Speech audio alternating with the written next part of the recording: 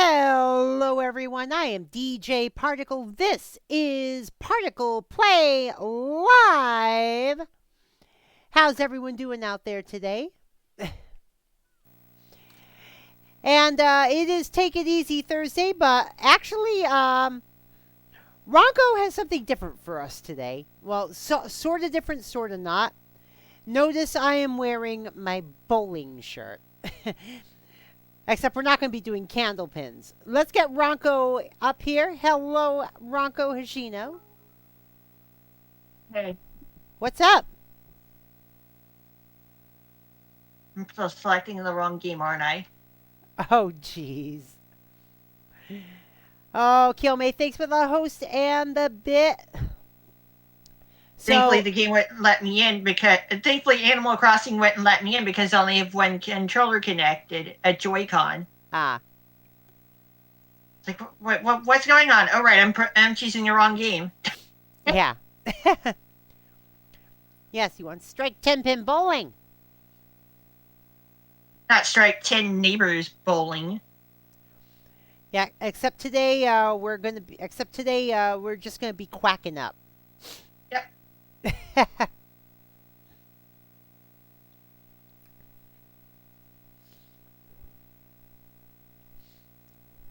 Yeah. No time for candlepin. Not today. Also, I'd like to make note of something about the current version of OBS Studio. Yeah? Ever since I've updated to version 28, I've seen like little to no input delay. I know, right? Like, wow. And apparently 2802 fixed the resizing bug. Yeah.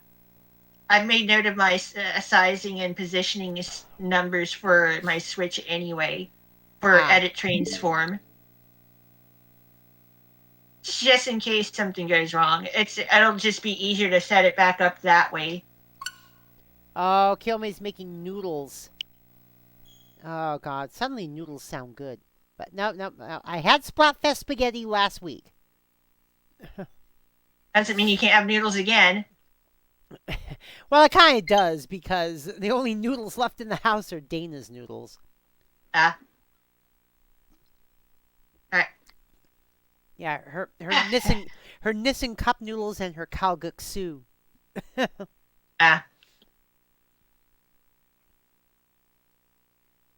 So we're ready, right? Yeah. Go ahead. Wait a minute. Why'd you start Animal Crossing?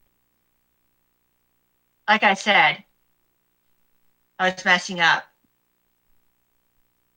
Wow, you are pretty far behind, aren't you?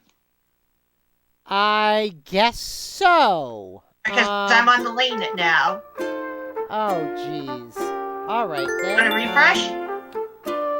Yeah, let me try. All right, let me do a refresh. Menu.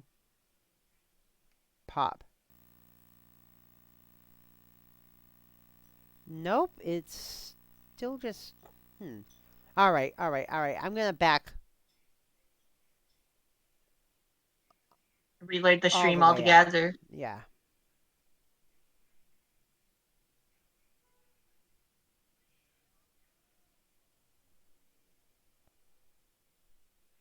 All right.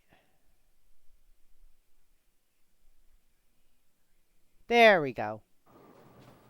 All right, I got it now. Actually, I think I know what happened.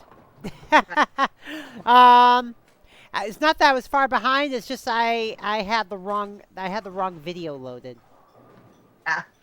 Instead of loading up your stream, I loaded up your VOD of this morning's stream.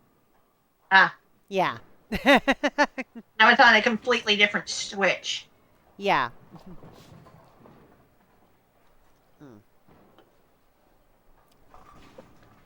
All right. So, Duckpins today. Yeah. Never thought it would happen, huh? An entire day of Duckpins, except I'm not actually doing any bowling. It's just all you. Yeah. My PB is 174. Well, let's see if you can beat it. Wouldn't that be something?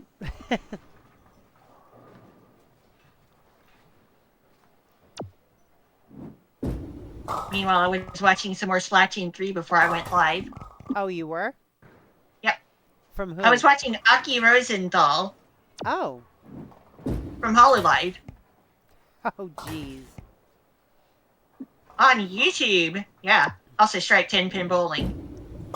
There you go. I also know that Korone played Splatoon 3 for a bit when it first came out. Yeah, she's played with she's played with Okai, Mio, and Subaru at the very least. She's played with her gen mates as well. Oh, yeah, she's played with her gen mates. I'm pretty sure Subaru is joined. I think I know Roboco has played. I was watching Nene play Splatoon 3 this morning.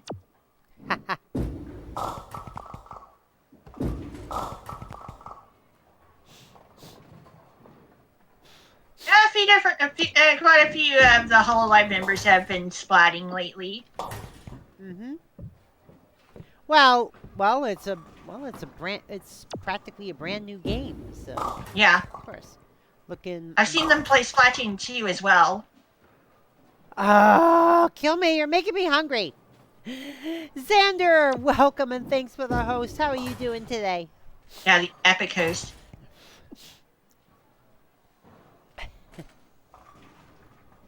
Basically, we're just letting Ranko bowl today. Hey, book club, what's up? Turned it from 10 pins to 3 pins. Let me get that strike now. Nope. Turned it down to 1 pin. Strike, 1 pin bowling. Yes. Are you going to be keeping track of score? I don't know. I don't think I have that element on this overlay. I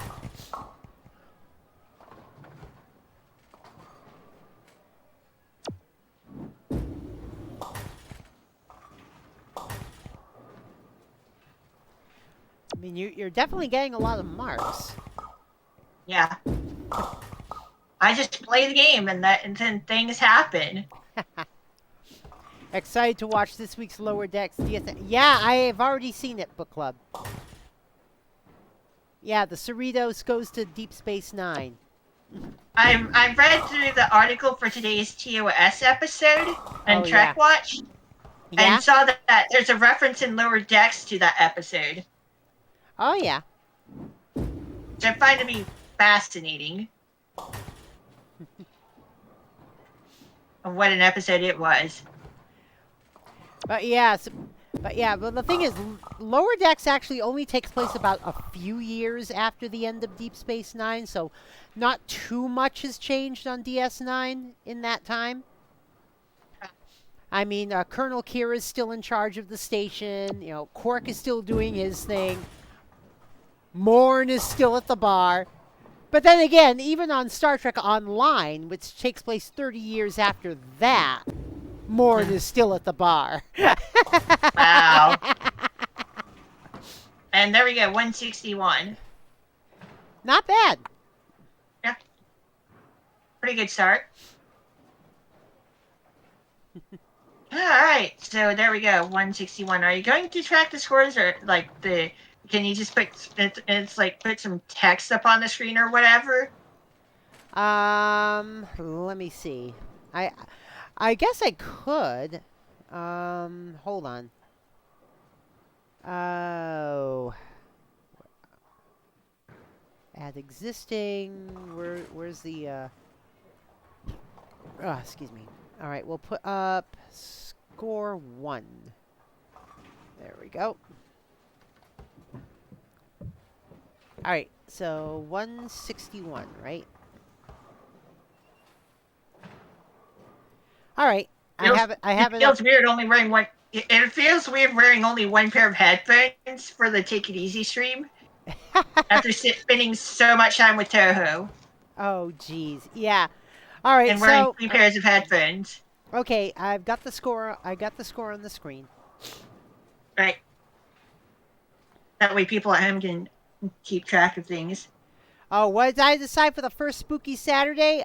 Continuing on with Grim Fandango, actually. Picking up where we left off last year. Unfortunately, it's like someone waved hello to me using one of Koi's emotes, and I'm like, unfortunately, my gift sub to his channel has died again. Oh, jeez. I at least have a gift sub from and for a Pink Kitty Rose's channel, Oh? so that's nice. She's Kilme. an indie VTuber. Oh, Kilme says, I found out how to change Agent 3's look. I would assume that means changing it in Splatoon 2.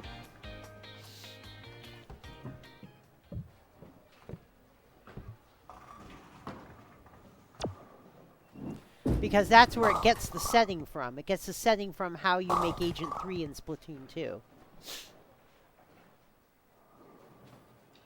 In fact, the character you play as in story mode for Splatoon 3 is also named Agent 3. Yeah, I know.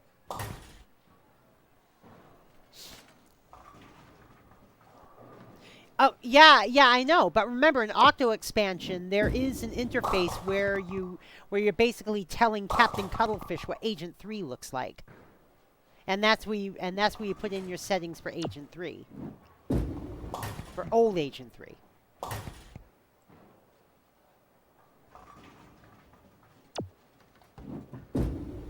Unless you're talking about the new Agent 3. In which case, it's as easy as just changing your tune. Yeah.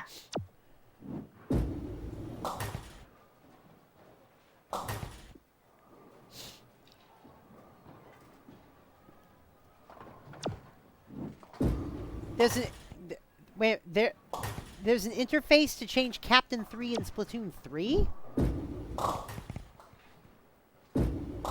Have I tried Table Turf yet? No. Table Turf? That exists? We're going to pretend it doesn't exist. Now, there are far too many things I want to get done in the game before I do either Table Turf or Salmon Run. Although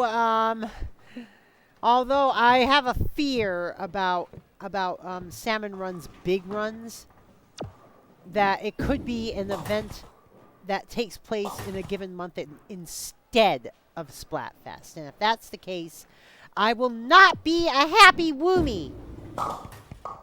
Explain. Hmm? Explain.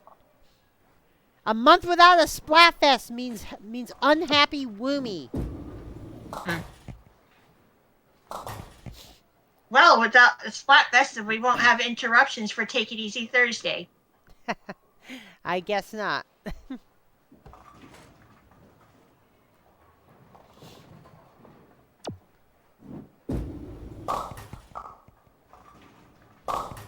I mean, I'm not even all that fond of Salmon Run outside of All Grisco Day. Well, random shifts are pretty fun too. There is one coming up on the 1st. Yeah, I know. And it'll have the Grisco stringer. Oh yeah, I know. Isn't it like a 9-stringer or something? I saw 5 or 7 or something like that. It's some ridiculous number. Yeah. So I'm looking forward to that. I'm going to record a rotation of that. Well, unfortunately on Saturday I can't because I'm doing Spooky Saturday with Grim Fandango. Guess what? What? Saturday is Jimmy Carter's birthday. Cool. Don't forget his birthday's on the 1st of October, and so is Corone's birthday. Oh, jeez. Yep, Corone's birthday's coming up. Cool. She's adorable. Check downtown Splatsville, tag you in the message. Oh, let's see. Okay. Oh, how to change Captain 3's design. Oh, okay. All right, I'll have to check it out later. Ducky, no, not that way.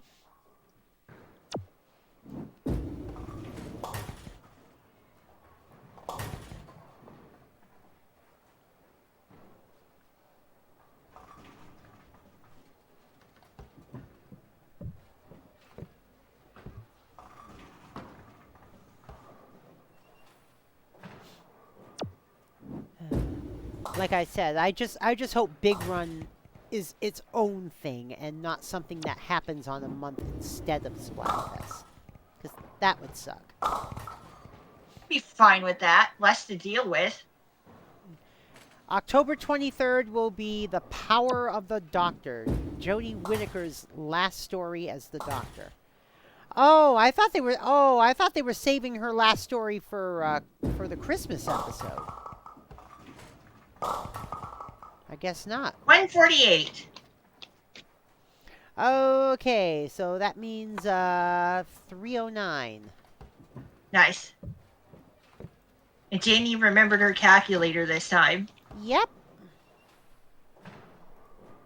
Alright, onward and alright, let's get a sip of the drink. Onward.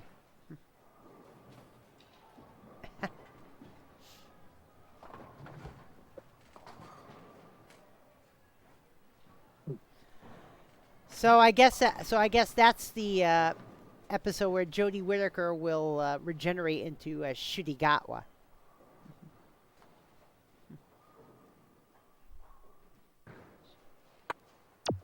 I have no idea what's going on. I'm just along for the ride. Oh, Shudigatwa. He's the 14th Doctor. Hmm? I'll nod my head and pretend I know what you're talking about. I know about the different there being different doctors. No Christmas episode this year, though?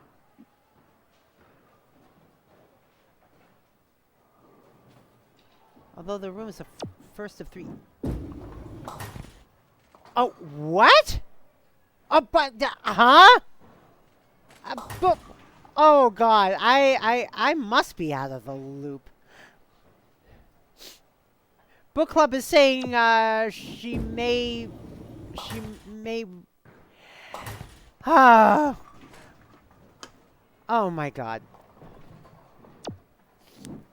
To the subreddit out of the loop. Book Club is saying that she may regenerate into the 10th Doctor's look again for a bit. Hey, Emmy. What? Welcome to r/out of the loop. Yeah. Shudigat was announced as the new Doctor. He was never confirmed as the 4th. Oh, well, Book Club. Come on.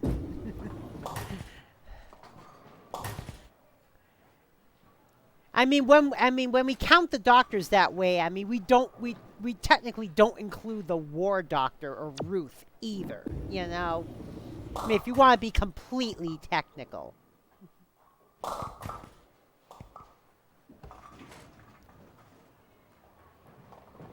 Technical correctness is the best kind of correctness.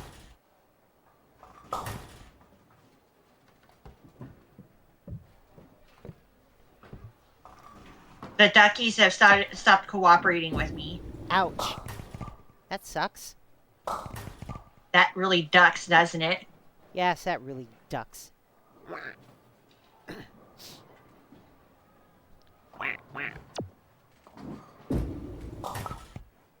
There are 3 specials with David Tennant and with David Tennant's Doctor and Donna Noble. Well, here's something else though. What if those specials are just simply take place during the 10th Doctor's time? In other words, they're not linear in the continuum, but are just simply new stories featuring the 10th Doctor and Donna Noble.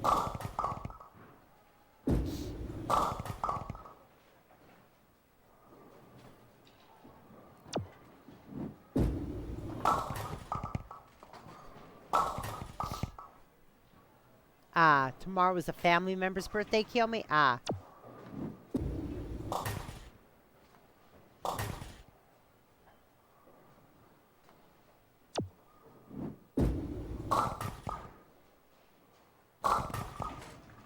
You think the BBC is moving away from numbering the Doctors in general? Yeah, they could be missing episodes, but David Tennant is a different outfit and a different sonic screwdriver, so probably not. Oh, all right. Sonic screwdriver. Because I was going to say, I mean, Ruth isn't counted in the numbering either, but it's highly likely that she was between the second and third doctors. Into the second and a half doctor. Yeah, basically a way of canonizing the quote-unquote season 6B theory.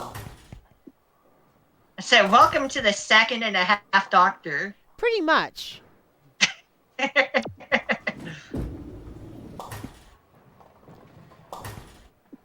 Because one thing we know... now we have half doctors. Well, because of the episode The Two Doctors, we know that there was a length of time when the second Doctor and Jamie were traveling, just the two of them, in the TARDIS, doing work for the Time Lords.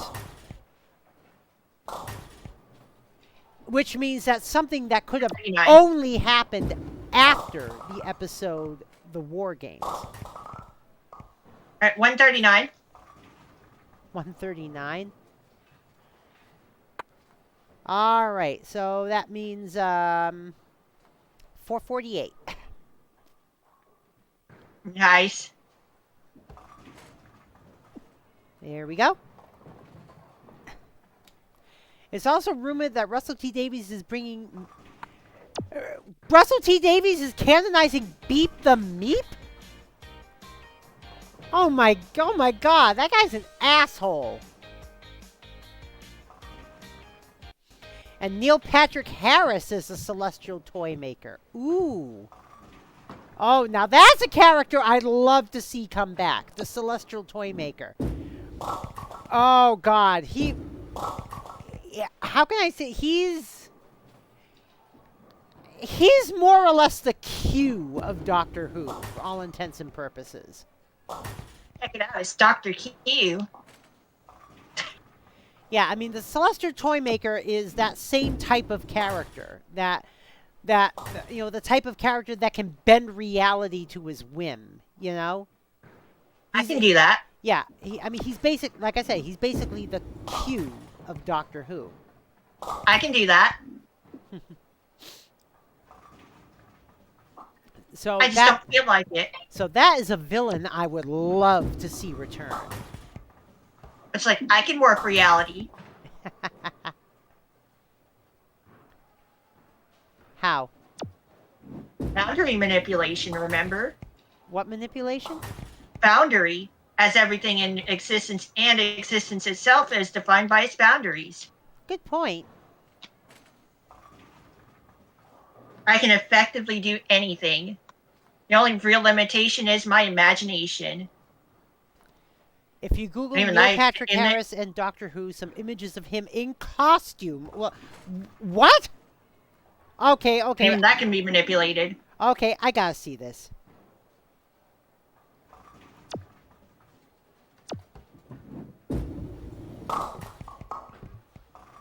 Neil Patrick Harris.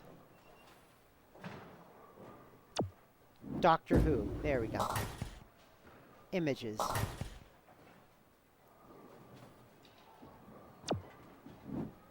Oh, okay. I've seen that picture before. The question is he the celestial toy maker though? Because the celestial toy maker's outfit was a little more grandiose in the old series.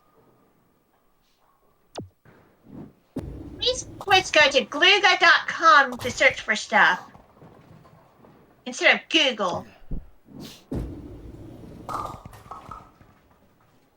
Hey, Emmy. Hmm? It looks like Jeannie went to Gluga.com. Oh, jeez.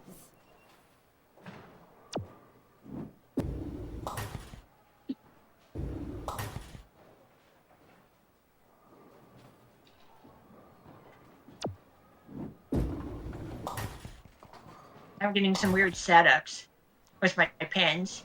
Oh, jeez. Hey, Hero Chris, welcome to the stream. What's up? Hey there, Chris.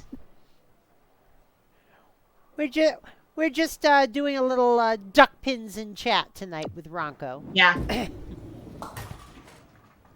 I'm just getting some really sad setups. The ultimate take it easy stream. Yeah, I guess. Eep. Ooh, looks like it came back for more. Yeah. Oh, man. You think they're changing the outfit because the old one is based on a Mandarin stereotype and is considered yellow-faced by some corners of the fandom? Yeah, I guess I could see that. Why not slide, you silly duck?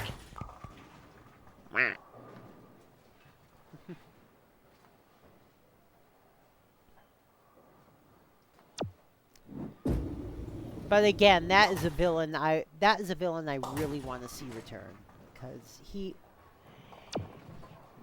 one of those villains who is basically the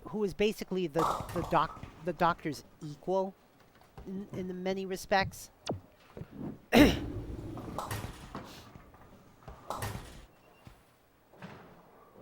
You're doing well, Chris? Cool.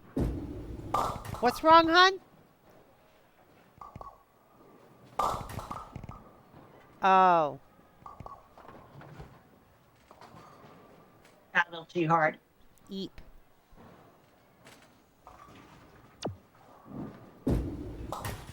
I'll get the 10.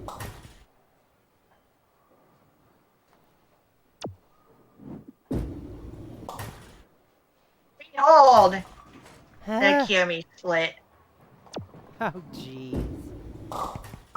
Oh, my God. Ah, whatever, game. Whatever.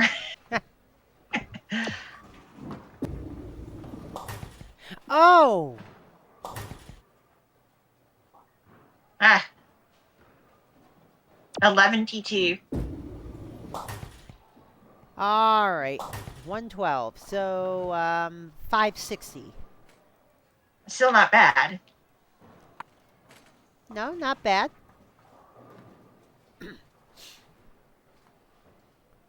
There are also rumors that RTD was upset that Chibnall moved from Christmas to New Year's special, so RTD may have a post-regen mini-sode as a surprise treat for Christmas. Ah!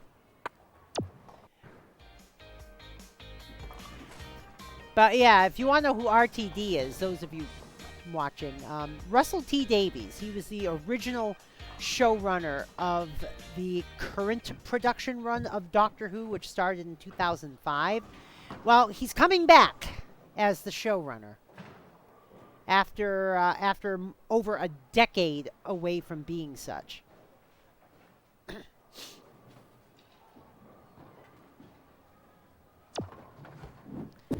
But Russell T Davies basically oversaw the Christopher Eccleston and David Tennant eras of Doctor Who, which many fans of the new series still consider to be the golden age of the series. And so so Russell T Davies coming back is mostly being seen as a good thing. Let's get to me then. Also created Queer as Folk, It's a Sin, and Years and Years. Yeah. Get a load of this. Nice. Get a load of this. Nice spare. Yeah.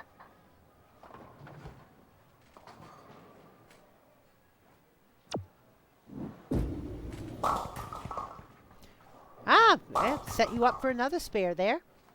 Yeah. I guess the game decided to spare me. Also, strike 10 pin bowling. Oh.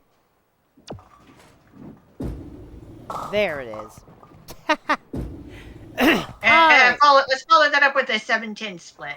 Oh, no.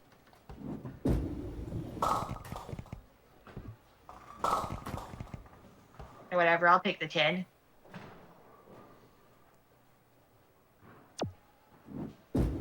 So you thought I lived near Savannah, Georgia. Oh, well, they're now saying that Ian may actually hit Central South Carolina. It'll go up by Central South Carolina, but you thought I lived near Savannah. Yeah, I thought you lived on the South Carolina side of the Savannah metro area, and I was wrong. No. I lived somewhere a little northwest of the center of the state.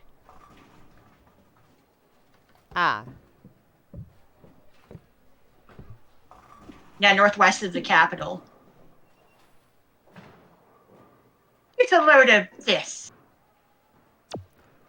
Get a load of what? Oh, that. The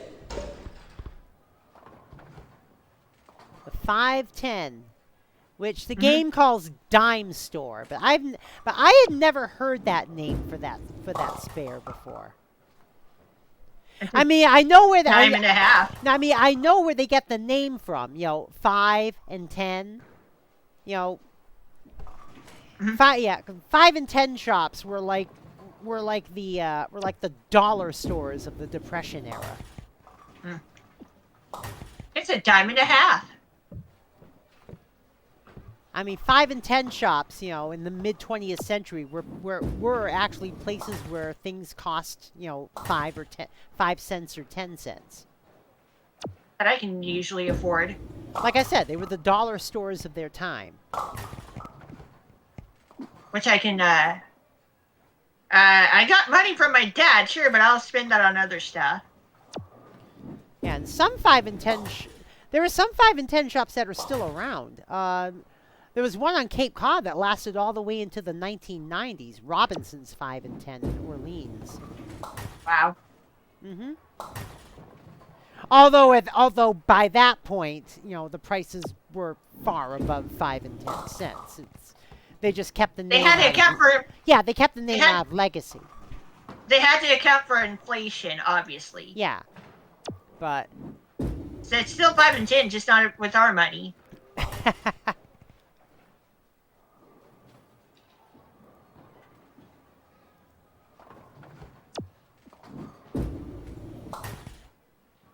Alright, 10-pin bowling. That's number 4 of the night. Nice. Okay, fill it. 134 plus whatever you get on these next 2 balls.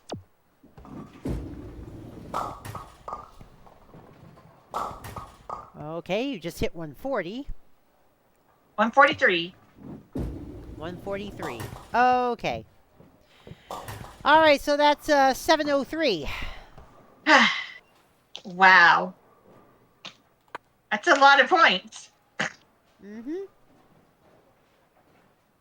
I might actually be good at this stuff. Oh, Agent Carter in the Marvel Cinematic Universe like to eat at the automat. Oh, God. Oh, God, the automat.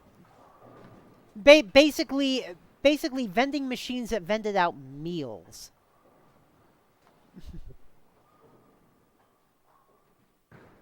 Screw that. Give me a food replicator. Yeah. Well, that's kind of what the replicators on Star Trek were patterned after. Like, give me my replicator. I want my Star Trek tech. Yeah, I know, right? Actually, believe it or not, current technology is closer than you think to replicators.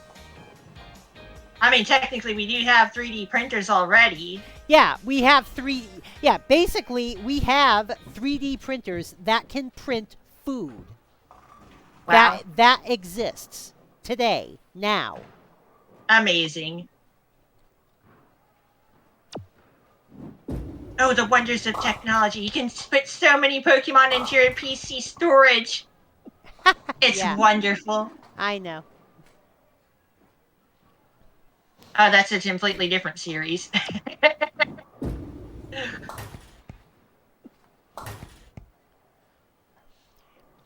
Yeah, yeah, Kilmate. I hear you there. I've worked in fast food myself. Granted, it was Pizza Hut, but I've worked in fast food. And fast food before. Yeah, and the thing is, if you want to be completely frank, fast food workers and retail workers and grocery store workers should be making a lot more than they currently do. I mean, people think, oh, they're shit jobs. Well, that's the thing. See, and that's why. because they are some of the most stressful jobs you will ever have. Because of the absolute idiots you have to deal with on a daily basis. Nice bear, by the way. Because of the absolute idiots you have to deal with on a daily basis. It is intensely stress-inducing. And because of that, they should be higher paid. Their jobs are pretty necessary, actually. Yeah, and yeah, we learned that we learned that in 2020.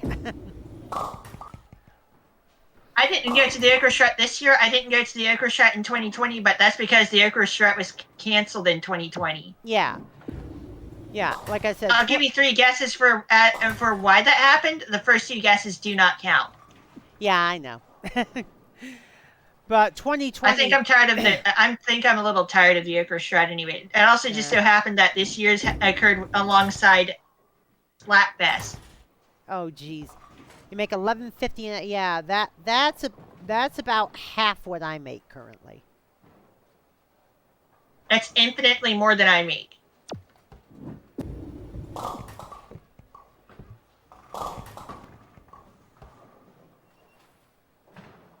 I mean, not counting birthday and Christmas money if I get any of that.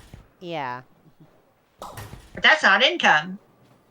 No, it really isn't, Gilme. And you know, people still say $15 an hour, but the thing is, we were pushing for $15 an hour minimum wage over 10 years ago. That's no longer going to cut it. That might get you a nice place in Wyoming. I mean, Gilme, let me tell you something. I make about twice your current wage, and let me tell you something. If I had a normal amount of expenses, I'd be just barely making it. If you get $15 an hour, you'd be fine in Wyoming. I mean, the main reason why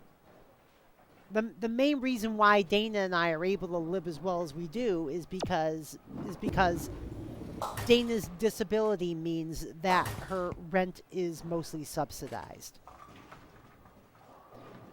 I'd like to get disability checks. But it's also why we can't get married. You're basically married anyway. Well, maybe not illegally, but you know. Yeah, well, unfortunately, the fact that we're not married may cause some legal headaches down the road. But for now, you're still that close to each other anyway. Oh yeah. Yeah, I mean, in terms of in terms of how we feel about each other, how we interact with each other, yeah, we're basically married. We just don't have the piece of paper legalizing it. Mm-hmm. Another strike for me. What's that, hun? Yeah. Yeah, basically Dana gets her rent subsidized and I'm listed as her caretaker. Yeah.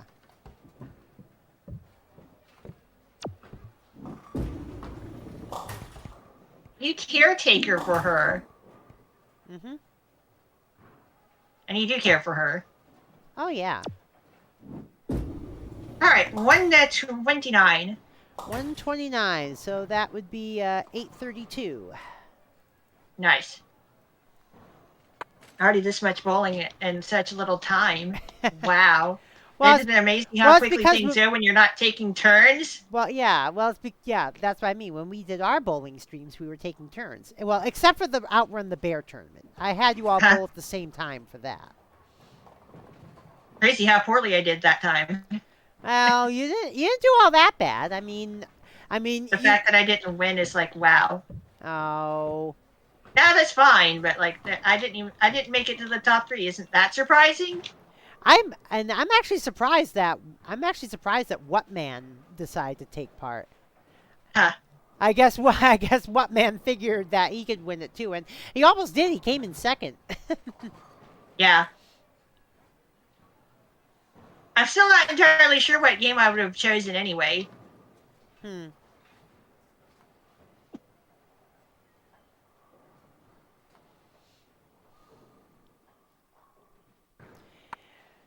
Yeah, well, we all know what the winner Luirio chose. Splatoon 3. Yep. Onward and forward. Let's go. I know he said the thing is he said he was kind of down in the dumps when he had to cancel his pre-order because he could no longer afford it. But then he won the tournament. He's like, I want Splatoon 3.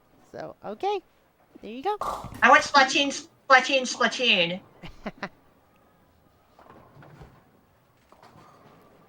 And because of that, he's able to join us on day 1.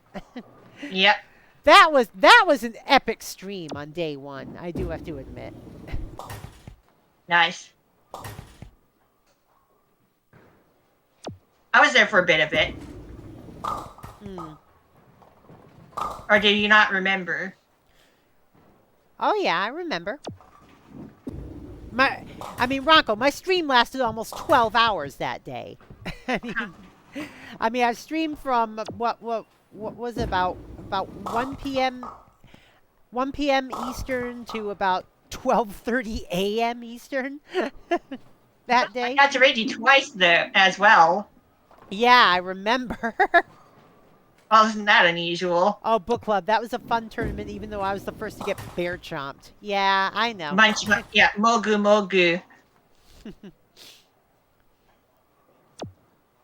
Yeah, Mogu Mogu Kuma-san. Yeah. And of course, the icon I was using for the bear chomp was Big Monokuma head. I even used that in the thumbnail, too. I don't know if you've seen the thumbnail for the Outrun the Bear tournament. I used the Monokuma. Been so long since I passed that in my sub feed. Yeah, I used the Monokuma head. Wow. For the thumbnail. I'm going to cheat sparingly. Yeah, I'm going to have to make an entirely new thumbnail for this stream because it's not Candlepin. My current thumbnail for Strike 10-pin bowling is specifically Candlepin. So I gotta make a new thumbnail for it. Oh, that was close. Almost beat the 7-10 split. Oh yeah! Oh my god, that was close.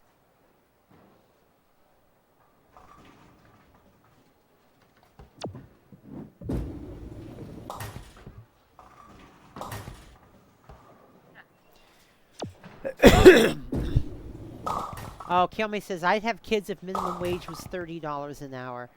Now, I decided way back in the mid-90s that I did not want kids. What are kids? There's just baby goats? I just don't, well, no, but seriously though, I just don't have the responsibility level for it. I have a kid. She's very fluffy and small and cuddly. For kids.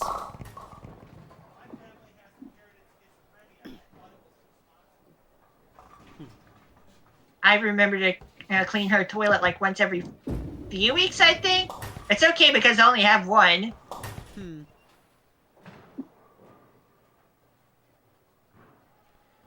She can be a little talkative from time to time. Her favorite word is meow.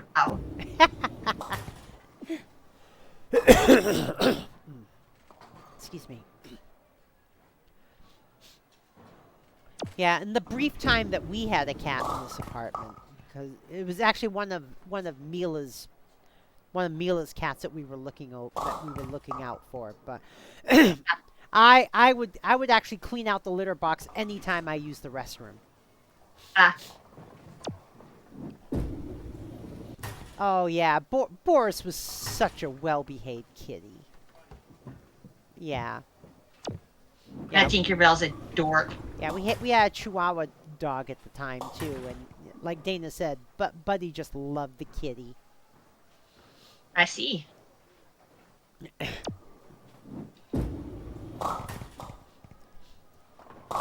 it wasn't. It wasn't uncommon to see the two curled up, sleeping next to each other on the bed. That sounds nice. Yeah. And Buddy used to clean out Boris's ears with his tongue. It was so cute. Yeah, Boris was Right. not. And bowling. Yeah, Boris was not exactly an intellectual kitty. Boris, strike number 6. Yeah, Boris was kind of dumb, but he was happy. As long as you gave him attention, he would just purr along through it. Yeah. You know, you just be with him and he'd be purring, he'd be like, ah, duh, this is good life. and before you ask, yes, Boris was part Russian blue. Wow. 115, so that would be 947. Nice. The numbers are going up there, really. Mm-hmm. I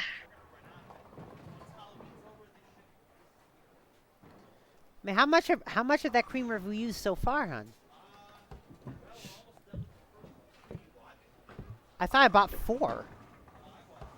Oh, that's right.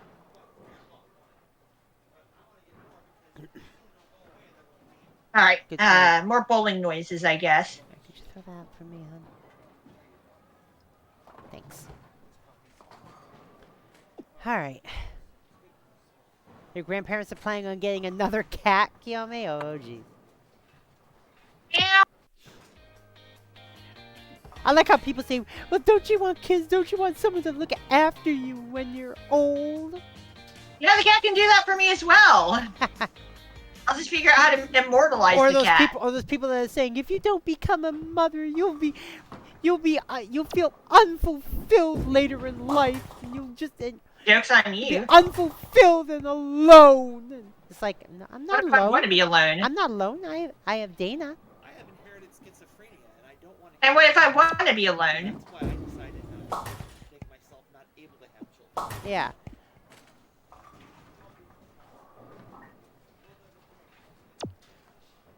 Oh, you know what we need, hon? You know what we need to get at some point? Whipped cream. Hey, check it out. Kiyome split number 2. Ah. Yeah, it's like, joke's on you. Maybe I want to actually be alone.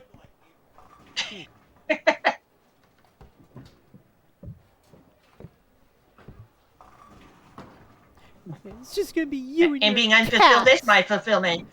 It's just gonna be you and your cats. It's like, well, yeah. That actually... I love my cat. If I wasn't allergic, that would sound pretty good. It's like, yeah, I love my cat. She's my baby. Spoiled rotten brat she is. Kiyome says, spoiler alert, I'm still alone. You have us. Yeah, you have us. I mean, granted, we're not... granted, we can't be there in the flesh for you, but... That's extremely hard between me and Sonia, given the fact that she's some few thousand miles away from me. Yeah, I know. And a few $1,000 as well. Well, hopefully in Sonia's home country they get rid of their Trumpy asshole. Bolsonaro. Yeah. Not sure if he's even running next time. Yeah, hire Bolsonaro. Yeah. What an ass. Although he did exactly one good thing for Brazil. What? He got rid of their daylight saving time. Wait, did he get rid of it, or did he institute permanent daylight savings time? He got rid of it. He got rid of it. Okay, because there's actually a movement. There's actually a movement in this country to move to permanent daylight savings time. No, I will take permanent standard time. Thank you very much, and that would be better for the kids. Less time in the dark at this bus stop. I think more kids would rather the daylight be after school than before school. Safety reasons, you know. Yeah, I know. But yeah, I'll stick with standard time because I'm fine with not having the sun up late. I still remember one time when I visited Kentucky for the 4th of July, and then the sun was like up until around 9 p.m. Oh, geez. because it was so close to the time zone border. Yeah. Yeah, it's actually that way here in Minnesota. In the height of summer, it can stay light out until like 9:30 p.m. Yeah, Yeah, Louisville is pretty partially close because to. well, partially because we're closer to the mountain time border than the eastern time border. Well, And also the fact that we're so far north. uh-huh. Yeah, Louisville is like right next to the central time border, or really close to it. Louisville, Kentucky, of course, Although, because no one else. That's the only Louisville that's the only one that's the only Louisville you pronounce that way. yeah. Although to be fair, actually actually living here in Minneapolis, I actually live at a lower latitude than I did when I lived on Cape Cod. It's almost that's kind of funny though.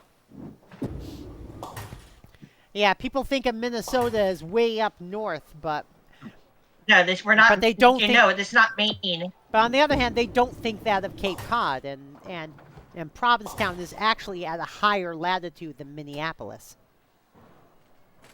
They don't know they don't know their geography. Yeah.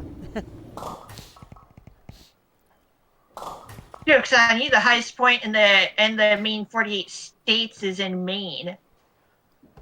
Oh yeah, the highest latitude. Yeah. In the contiguous 48. Mm-hmm. Yeah, of course, in the entire U.S., it's Alaska, and Hawaii is actually the southernmost.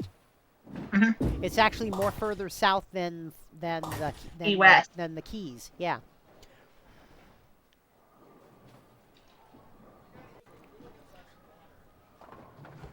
I had to explain that to one of my friends before.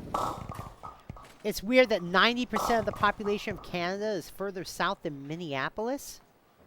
Have you seen No. Canada's climate? No. Actually, I think he might be right. Because if you're thinking of the Windsor area, Windsor, Ontario, which is actually a pretty big city, being effectively a suburb of Detroit, and Detroit is at a lower is actually at a lower latitude than Minneapolis.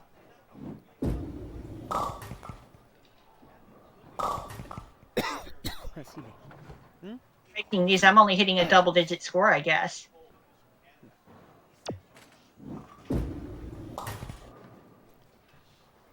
Toronto dips down by yeah, by Ohio, yeah.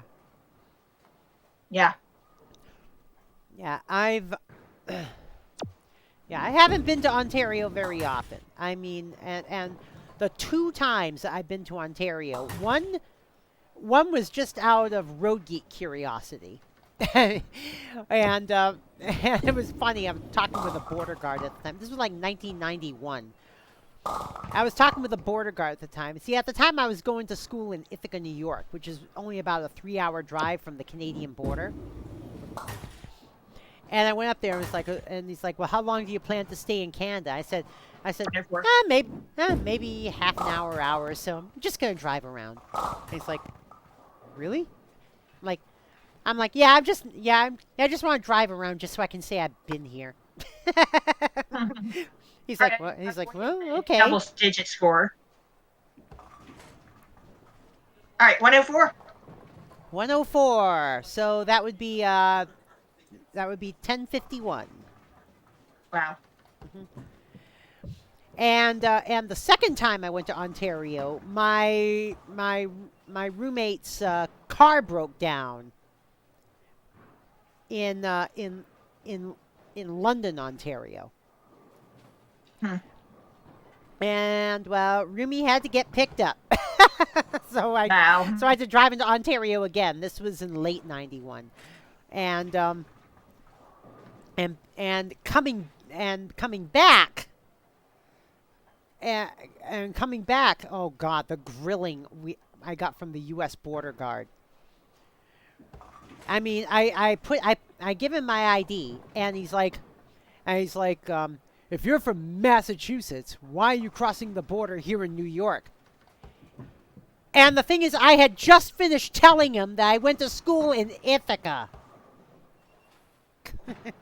I just kind of looked at him. I'm like, because I go to college in Ithaca? He was like, okay then. All right, Yeah. let's keep going. All right. Next string.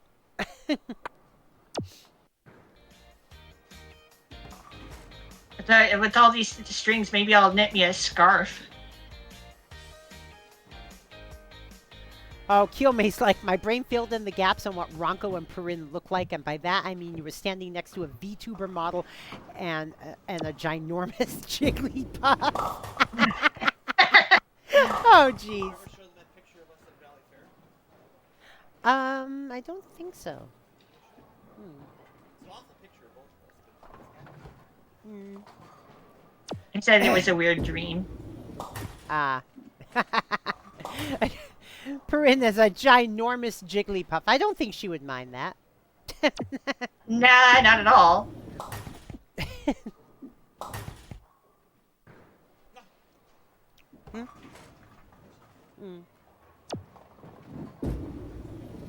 Coffee's treating me well. Yeah. How about of this?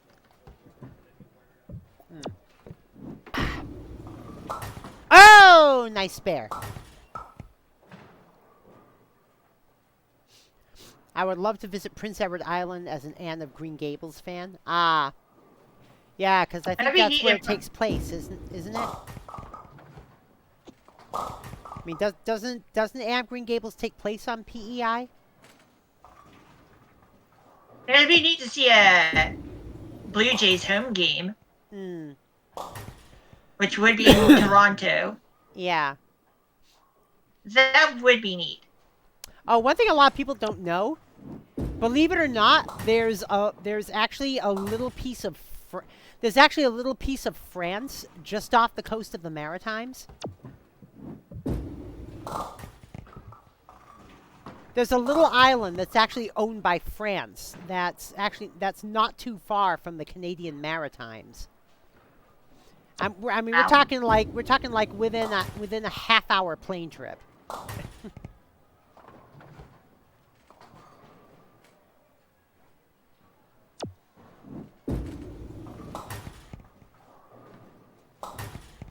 I forgot what it was called though. Let me see. Let me bring up Google Earth here. I can't believe Google Earth is still a thing. All right. Where's...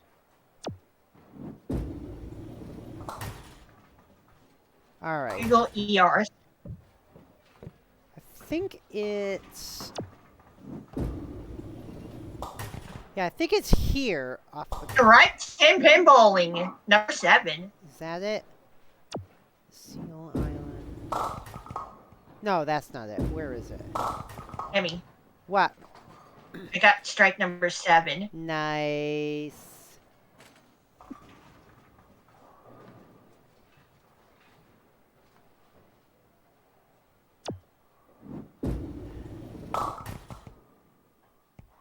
I know it's off the coast of the Maritimes. Oh, I missed. There it is. There it is. Saint-Pierre-Miquelon. It's a couple of islands just off the coast of Newfoundland. But they're not part of Newfoundland. They're actually owned by France.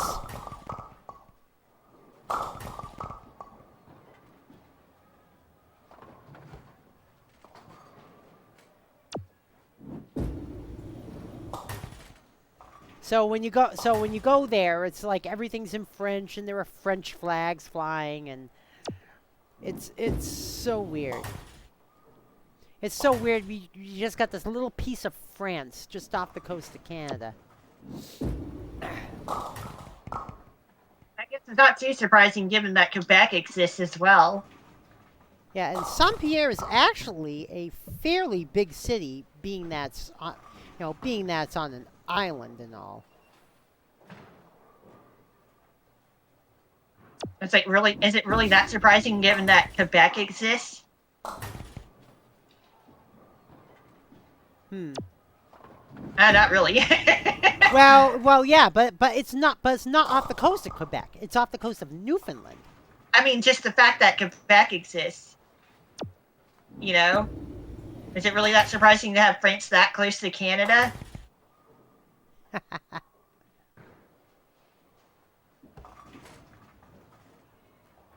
I'd say not really. I'll say 120. 120. Okay, so that would mean 1171.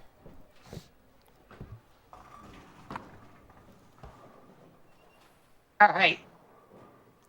That was good tortellini. Yeah. Oh, yeah. Kiyome had tortellini.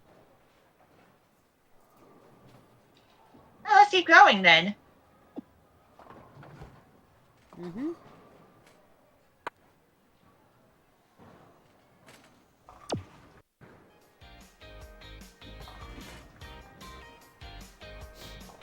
Super soft. Nice.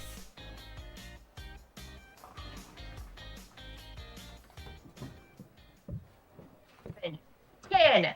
Flip.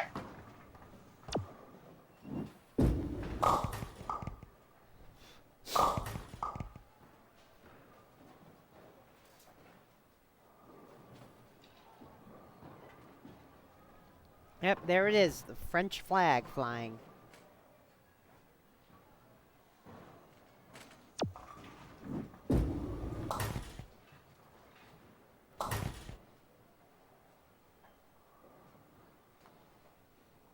Ah.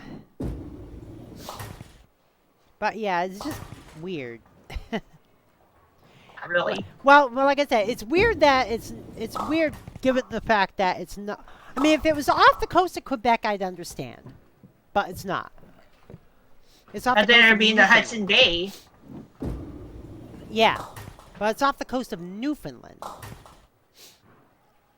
I don't know. We're expecting French people to make sense.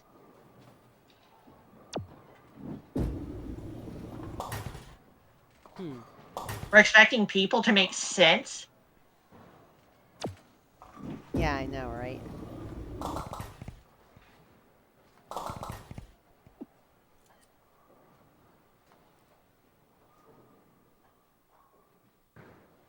The heck has been going on with this frame?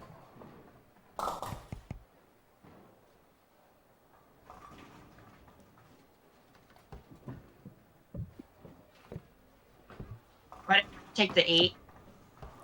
All right.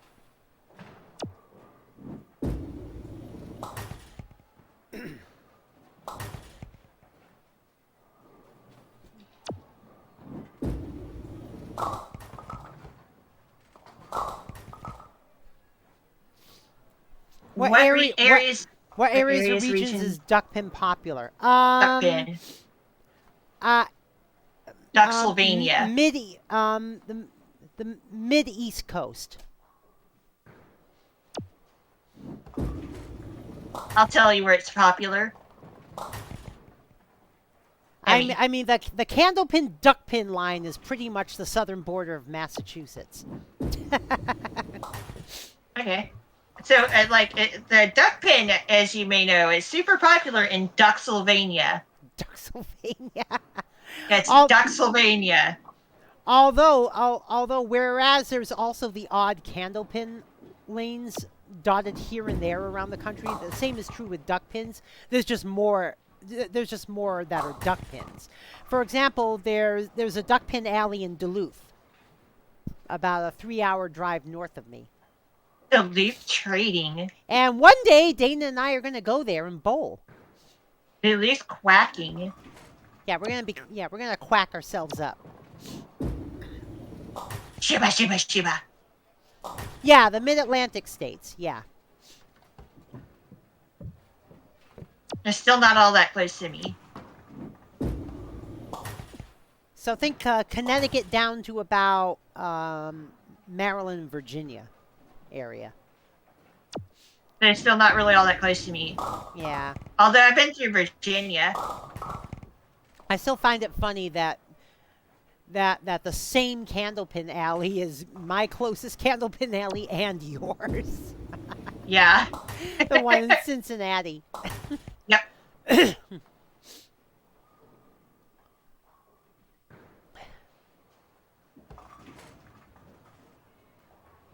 Well, that's just a fun coincidence.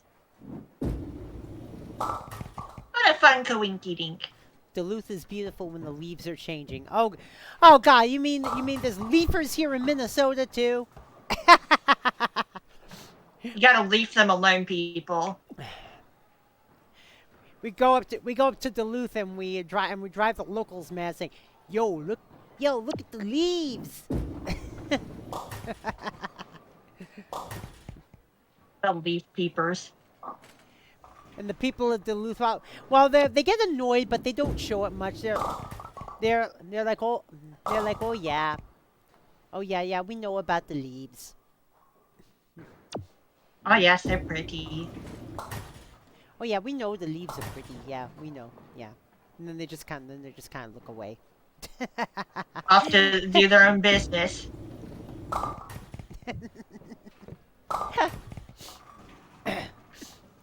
Yep.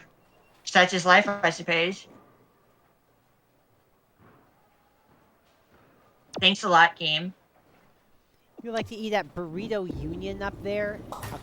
A communist-themed Mexican restaurant? Oh my God. Boy.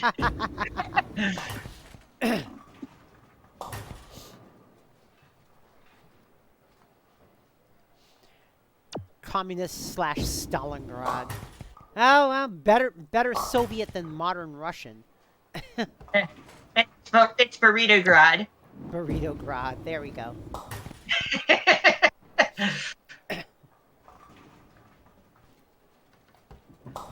So you. To be fair, Soviet.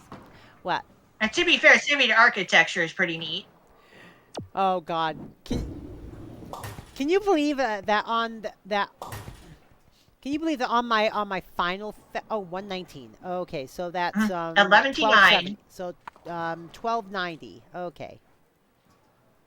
Wow. Hey guys, you need to catch up with me. Wait, no one else is bowling. Dang it. Their logo is a raised burrito fist. Oh jeez. That's funny.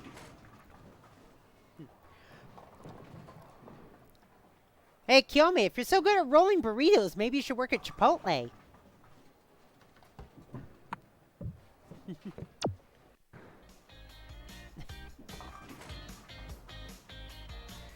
Because trust me, half the people at Chipotle really don't know how to roll a burrito. Oh, good grief. I've never been to Chipotle. You've never been to Chipotle? Nope. Oh my God, Rocco! Rocco! You've got to have a Chipotle burrito one of these days. They're so good. Yeah. Chipotle burritos are so good, and they're huge. I mean, think of a McDonald's burrito, and now think of a burrito 3 times its size. I've never had a McDonald's burrito. Oh. Okay, well, all right. All right. Think of a grocery store burrito. Now think of a burrito I don't 4 eat times burritos. its... Also, strike 10 pin bowling. It's been a very, very, very long time since I've had any burritos. Chipotle probably pays better than McDonald's, too. I've heard they actually do.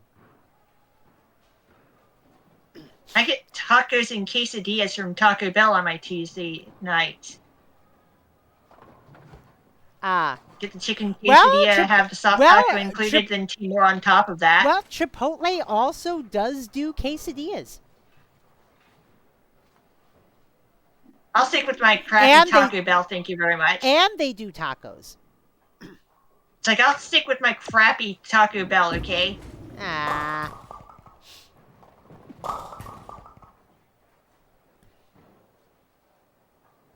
I'd rather not put too much thought into it. Kiyomi's like, you act like we have a Chipotle within 45 miles of... I mean, you don't? God.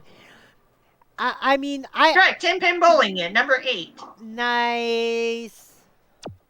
Now let me check a thing. I mean, in my area, Kiyome, in a 10-mile radius, there's probably like 5 or 6 Chipotles within a 10-mile radius of where I live. Chipotle. The Maps. closest Chipotle is 53 miles away? Oh my god, you must be really fucking rural then.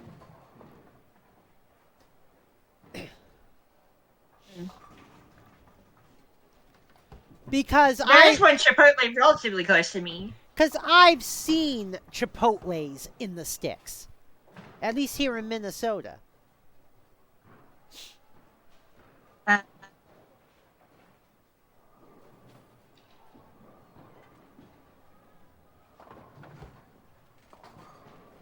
Chipotle like a few miles away from me. Oh, book club. I decided to do a map check. Oh, book club asked, do you have themed food nights all week long? Taco Bell Tuesday, Domino's Friday. I just have my dinner plans set in stone, except for like on Wednesday and Sunday, which my mom is home as off from work anyway. But yeah, most of my nights are just planned in advance, so I don't have to think about it too much. Well, everyone knows Wednesday is Prince Spaghetti Day. What? Wednesday is Prince Spaghetti Day. And that's Prince. I need a princess, thank you very much. Oh, and her name okay, is Sonia. that was a New England joke. Or like an old England joke now. Yeah. Well, the thing is, the company that makes Prince pasta now also makes cremette pasta, which is probably a better known name these days. But back in the cremette pasta, no idea. They come in green boxes. No idea. And ronzoni too, I think. I think they make as well. But back when Prince Pasta was its own company, up in New England. Back in the 70s and 80s, they used to have commercials that say, Wednesday is Prince Spaghetti Day. Also, my Mark streak ended. You thought it was a Prince Minneapolis joke at first. No. Google Prince Spaghetti because the brand name is still around, even if the separate company isn't anymore.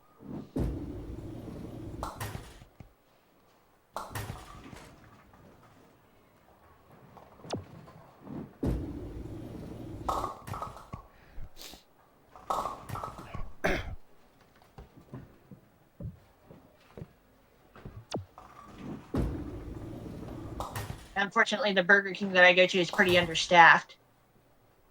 Ah. The manager has to do doubles every Monday. Yeah, the manager at the Burger King I go to has to do double shifts like every Monday. Ah. Like, oh my gosh.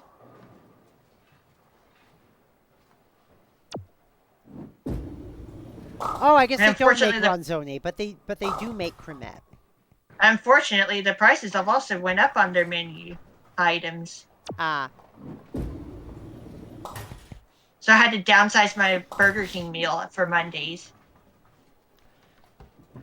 But yeah, cremette is the sub brand that's available here in Minnesota. But it's the same company that makes Prince Spaghetti.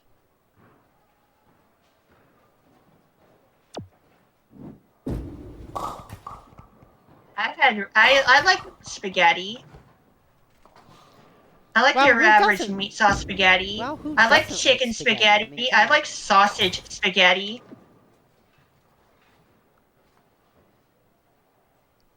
Yeah, I've had chicken spaghetti and sausage spaghetti. They're actually pretty nice. 156. 156. Okay, so that would be 1446. I'm time traveling, people. I'm time traveling. Look at me fly through the years.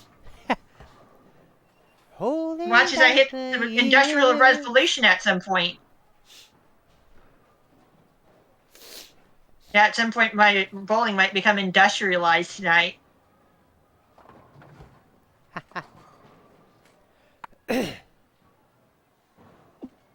Alright, let's keep going.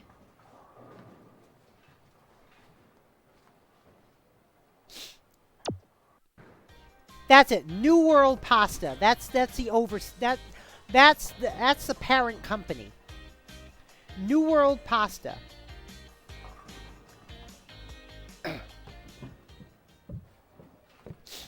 or is it? Oh no. In 2006, it was acquired by ParticlePlay SA, a food company based in Spain. Why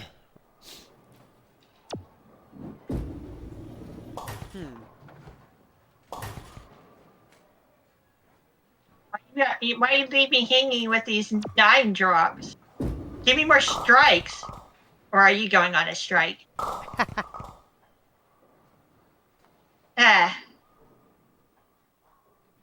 I still have no ducking clue what game to do next.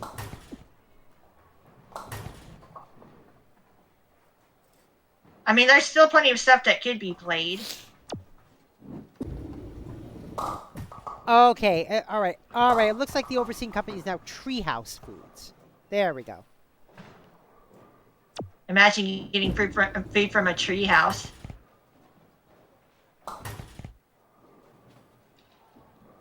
Imagine grocery stores and trees.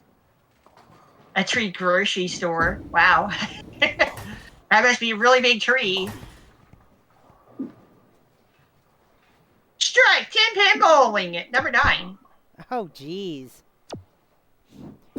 Yeah, you seem to have gotten your groove back there, Ranko.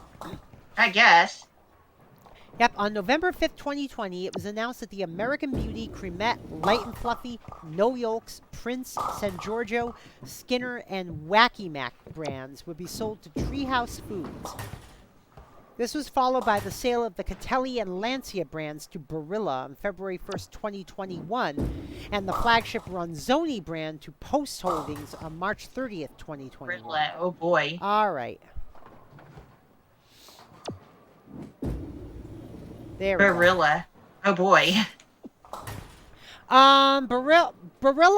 Yeah, I know Barilla at one point, like almost a decade ago, got some flack for basically being the Chick-fil-A of pasta in regards to civil rights beliefs. Yeah. However, that has changed since then. Barilla no longer espouses that. Okay. Yeah. Yeah, Barilla is no longer anti-LGBT. Well, that's good news. They wised up years ago. And no one told me. Because no one tells me anything. I love how when during that controversy when Barilla was embroiled in the controversy, these other pasta brands were coming up saying we are pasta for everyone. and of course one of them was the New World pasta brands at the time. Prince, Cremette, Ronzoni. You know, they all came up saying our pasta is for everyone.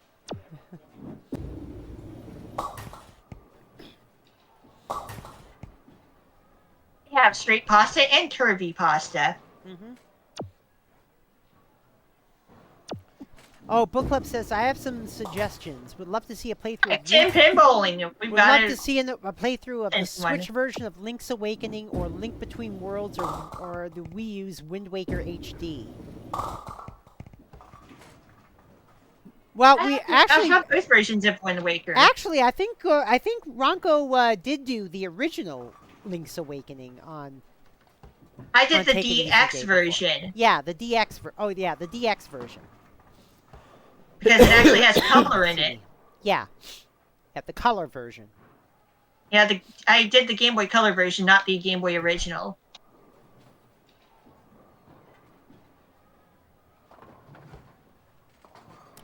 All right, 142 plus these next two balls. Yeah, but I got my 10th strike. I see that.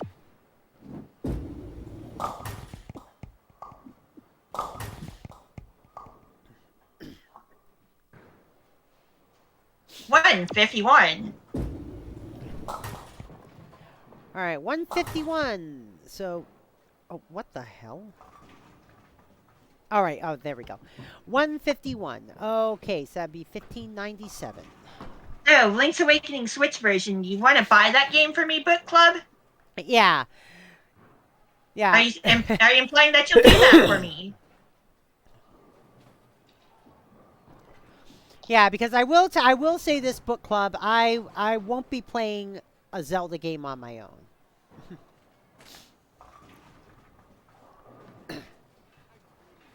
Well, yeah. Not after struggling through Link to the Past. That'd be fair. They're all pretty. They all have their different mechanics. At some point, I will play more Zelda. I swear.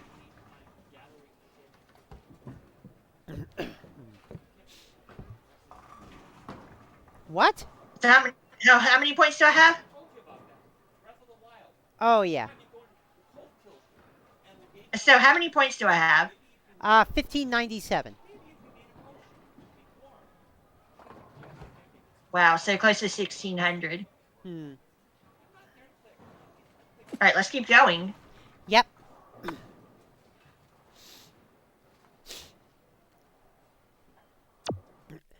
Excuse me.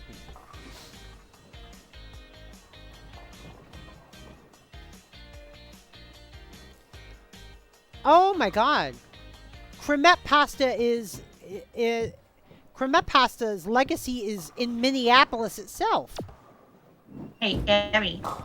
It says here, Cremette Company historic headquarters in Minneapolis. Hey, Emmy. Oh wow. What?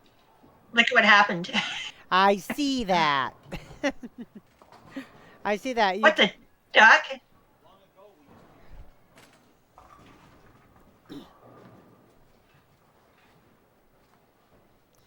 Yeah, no wonder Cremette is the pasta available in our area. It's a legacy name here in Minneapolis. How about playthrough of Ace Attorney or Famicom Detective Club? I don't know.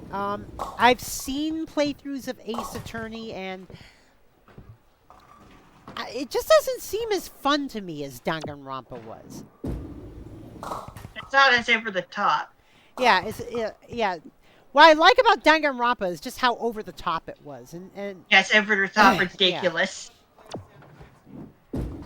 It just goes full on ham with the punishments. Oh, Dana says, how about playing Sam and Max? Well, not the DOS one. Well, I want to before I get to another point and click game, I want to get through Grim Fandango. I'll be continuing on with Grim Fandango this Saturday. I just hope I can again find the website I was using. I was using a website to try and speedrun through it. Oh boy. But I gotta find that website again, because without that website, I'm lost. Okay, so next time we go through some Zelda action, we're actually going to play 2 Zelda games in a row, basically. Mm-hmm. Yeah, the next stop in the Zelda series would be the Oracle and pair of games for the Game Boy Color. Nice bear. I think, if I remember, where we left off in Grim Fandango, I think he just became the captain of a boat or something like that.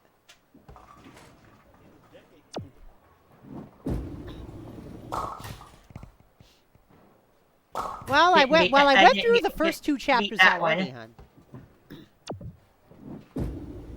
Yeah. Which means I'll probably finish it this year. The most relaxing Danganronpa stream I've had so far was Danganronpa If. Oh, yeah. That is such a fun story. I love it. And I get to see how much of a badass Mukuro is. Yeah, someone actually did a quote-unquote animation of Danganronpa If. That's still kind of being worked on, casually. Yep, Shooty Graffiti If, Spoiler-chan Gaiden. Spoiler-chan Gaiden. Well, it is a side story about Mukuro, after all. Oh, yeah, I know. So it's like I just ended up coming up with that, used that as my stream title for that little snippet. And again, I am very much a Makuro shipper. Not fair enough.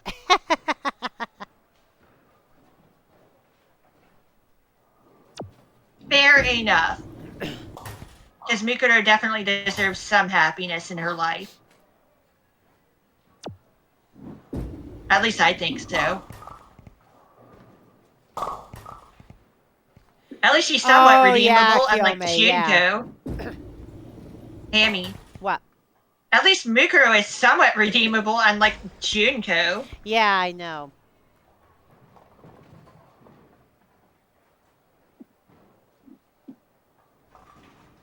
Well, well, I think what it is that Mukuro didn't think that Junko would actually go against her. Yeah. Because unlike Junko, Mukuro wasn't really as much into the whole despair thing as Junko was. Mukuro is more into just making Junko happy Yeah.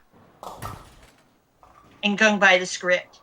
But Junko thought Mukuro was as into it as she was. So Joke's on you. Yeah, so Junko's thought was basically, if I kill Mukuro, the ultimate betrayal, she'll feel so much despair. She'll love it. Except no. Except no. Yeah. So Talking about the script and so making in Junko If happy is the thing. so in If, where Mukuro didn't get killed, but at the other time found out that Junko tried to kill her, Uh-huh. you know, Mukuro basically stepped back and said, wait a minute. This is too much. Yeah. Anyway, 128. 128. All right, so that would be 1725. Uh-huh. So the fight scenes that we only get to read about, they're awesome. Mm-hmm. Oh my gosh. Mukuro can be such a badass. Oh, yeah. I really like Mukuro. It's just unfortunate that she doesn't get to stick around much in the main timeline. Yeah, and by the time like I said, the divergence in Danganronpa If is that Makoto's luck hits him at just the right time on the mono machine. Yeah. He gets the escape button immediately. Yep. Yeah. Which when you think about it, that probably should have happened anyway, being that Makoto is the ultimate lucky student. Turns out that in the main timeline, it's more like dumb luck. Yeah. Unlike, Nagito's supernatural luck, Yeah. which can go in any direction. Yeah, Makoto is dumb luck. If I recall the lore correctly, Makoto was not originally chosen as the ultimate lucky student. Someone else was. Wow. But something happened to that someone else, and she couldn't go. So next in line was Right. Makoto. So it was just dumb luck. Dumb luck. Yeah. Meanwhile, Nagito has actual supernatural luck, which swings in various directions. Well, Nagito's luck is basically luck at the expense of others. Yeah, but it's supernatural luck that it actually happens I mean, instead of just the typical dumb luck. Nagito was, for example, Nagito was the sole survivor in a plane crash. Uh-huh. Nagito accidentally set a bomb off that killed people, but he survived. Mm-hmm. You know, But like that's what you would think of as actual luck in some weird way. yeah. It's to the point that he could personally rely on it during the game. And he never learned the results. yeah, and to expose the quote-unquote traitor in Danganronpa 2, Nagito sacrificed himself, set it up so that no one could figure out who actually killed him. And then we just happened upon the traitor. But but he just assumed the traitor would do it anyway because of the way his luck works. Yeah. Supernatural luck. Let's go. Yeah. Mm-hmm. That guy is something else, I'll tell you that. Oh, yeah. I like him, though. Mm-hmm. I think he's fascinating. Oh, yeah. They're like one of the most interesting characters in the series and one of the smartest in the second game. He's just really awkward sometimes. And that's kind of relatable.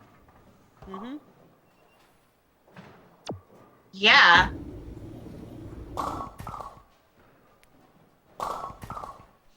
Because even when if you catch him in a good mood, he's all right. Kyomei, because even if you're pathetically incapable of improving, you can always get better with dumb luck. VG Mitts. Oh, jeez. Pretty much, yeah. When you catch Nagito in a good mood, he's all right. A little awkward, but he's all right. Mm-hmm.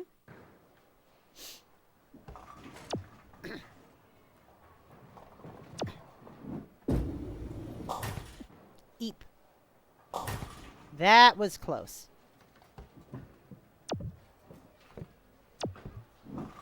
All right.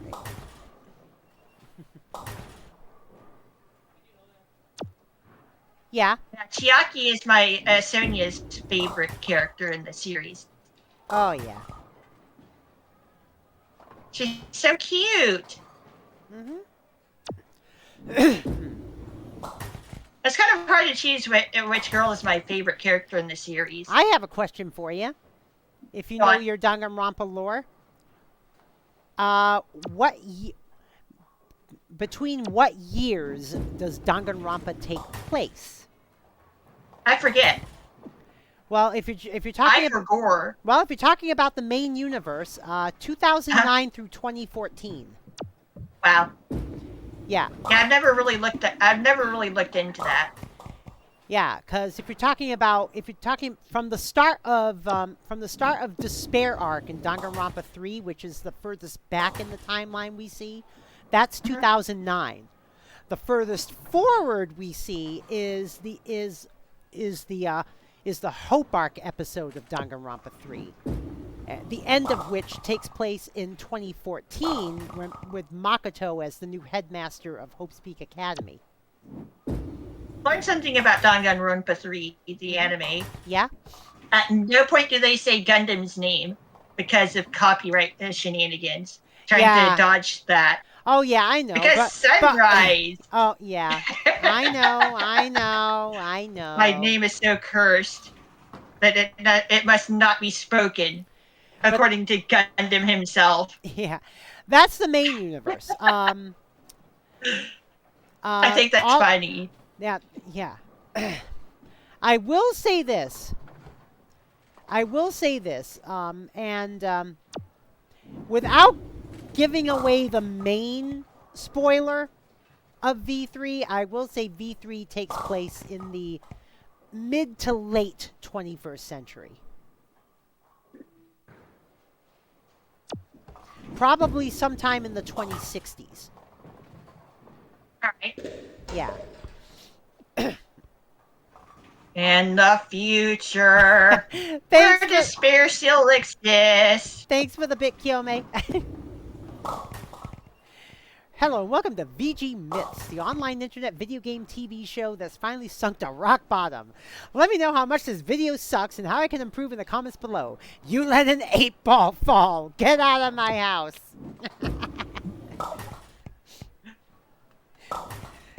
Sea cucumber. You let an 8-ball fall. Test failed. I am.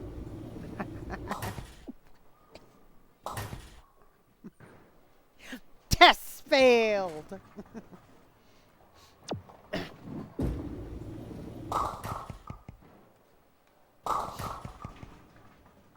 Danganronpa 3 version. It's Danganronpa. Shooty Graffiti version 3, the third game. Yeah. I think that's what I could end up going with. You know? Mm-hmm. Yeah, Shooty Graffiti 3. It's Shooty Graffiti version 3, the third game. Yeah, I mean they do establish early on in V3 that it's in that it's sometime in decades in the future. Yeah. But the main spoiler is a real head fuck. That's all I will say. What about Shooty Graffiti isn't a head bug? This one more than the others. But you know, isn't the whole series just that? Yeah, I mean, but V3 takes it up to 11. 1,000. Yeah. Ah. All right, looks like you're getting a 144. 144. Okay, so that's 1869. We've industrialized. Yep. By this point. Yep. Let's see if you can make it to the present before we end stream. We've got time. Oh yeah. Now just give me a moment to take a sip of my soda, my pop, my cola, whatever you want to call it. You pop. Yeah.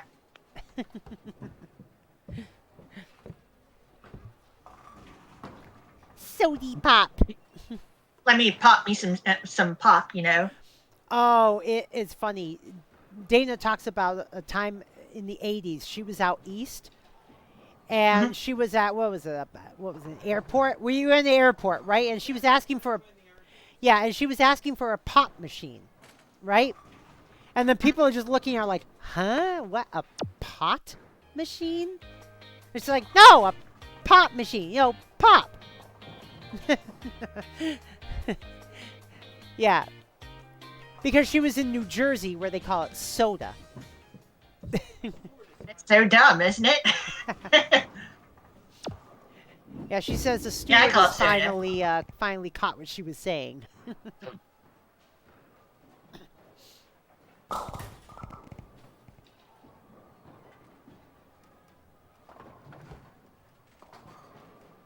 You know, there's something that I keep remembering from time to time. What? That there's an infrared sensor on the right Joy-Con for the Switch. Uh-huh. There's also an infrared receiver on the Game Boy Color. Mm-hmm.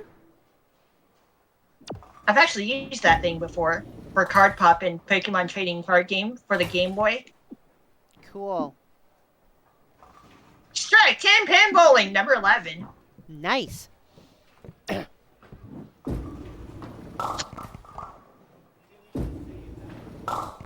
Don't you wish your Duckpins were a fly like mine?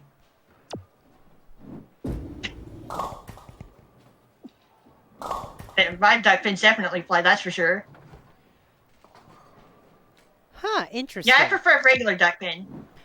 Someone here comparing Shiver's possible lore to Marina's lore. And for Shiver it says, family lived in the Splatlands for several generations, way before the Great Turf War.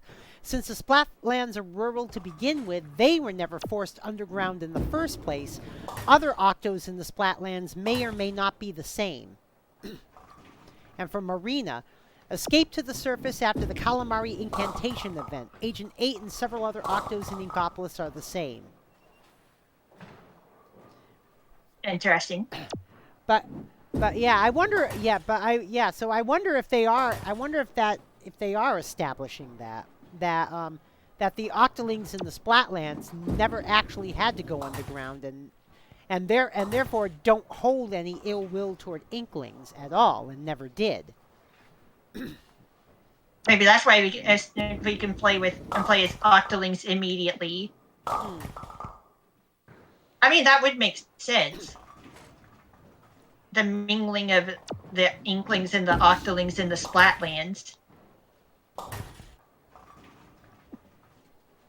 Oh, oh, someone here thinking that Warabi's family might originally be from the Splatlands.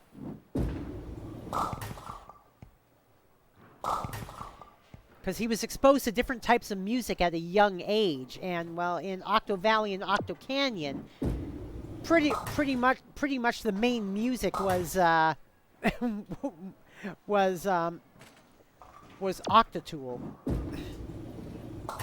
aka Turquoise October. Ah. Turquoise October music is nice.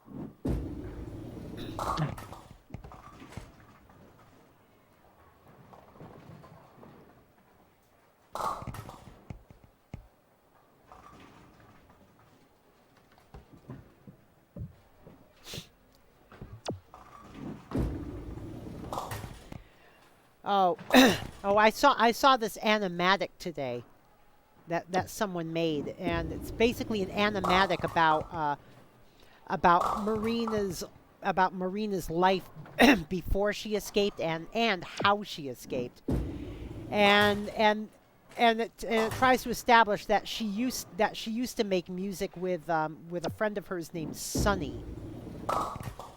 And as to who Sunny is, well, this person decided to canonize the original design of Pearl as this character named Sunny. The quote-unquote Octoling Pearl. Yeah. Yeah. Well, apparently, this person says that that's actually a character named Sunny, and was Marina's original musical partner. I see. That sounds interesting. 139. All right, 139. So, 1908. No, 2008. Wow. So sometimes when I look at Shiver smiling, it looks a little smug to me. Ah, yeah. Well, that's... And it reminds me of someone. Well, that's just Shiver. That facial expression reminds me of someone. Who? Yasuka Kaneko. And her snake-like smirk. Oh, jeez. Who also happens to have the poofy blue hair. Yeah. What a coincidence. The smug snake-like smirk. Yes, you've seen that smirk. We went through Mountain of Faith. Yep.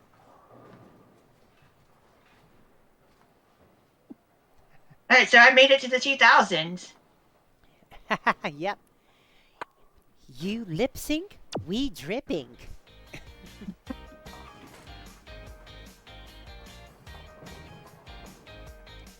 But I like that idea. I mean I haven't seen all the Sunken Scrolls yet, so I don't. 10 pin bowling. So I don't know. Number 12. Nice.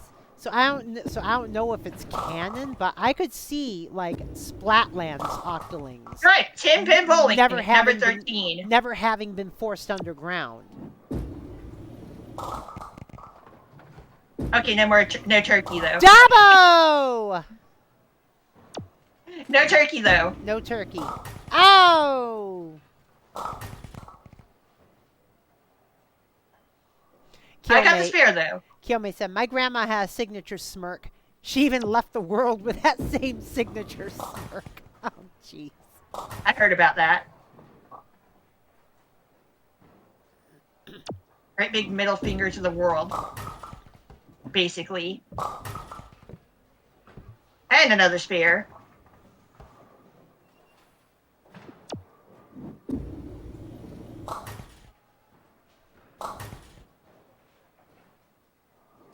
I already past Nintendo 64. Yep. And another spear. Nice. Hey, maybe you'll beat your high score. We'll see. Well, we'll see. We'll see. Ooh. Nice. Oh, still, 10's not bad. Wow, I hit 105, 5 box in 5 frames. Nice. Oh well, 10's still good.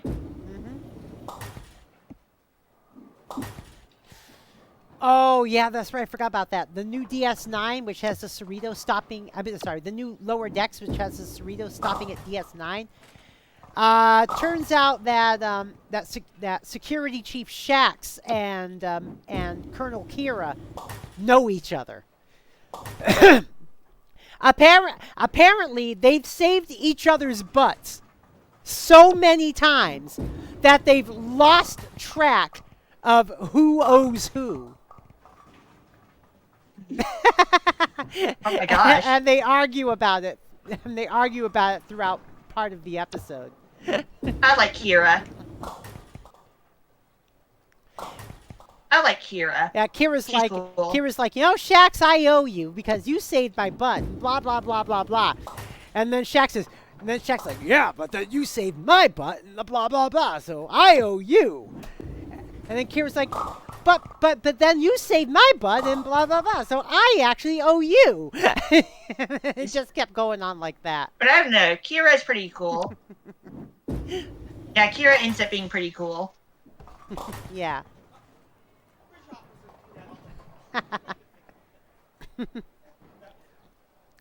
But yeah, and in case you're wondering, yes, Nana Visitor does come back as the voice of Kira, and Armin Shimmerman does come back as the voice of Quark.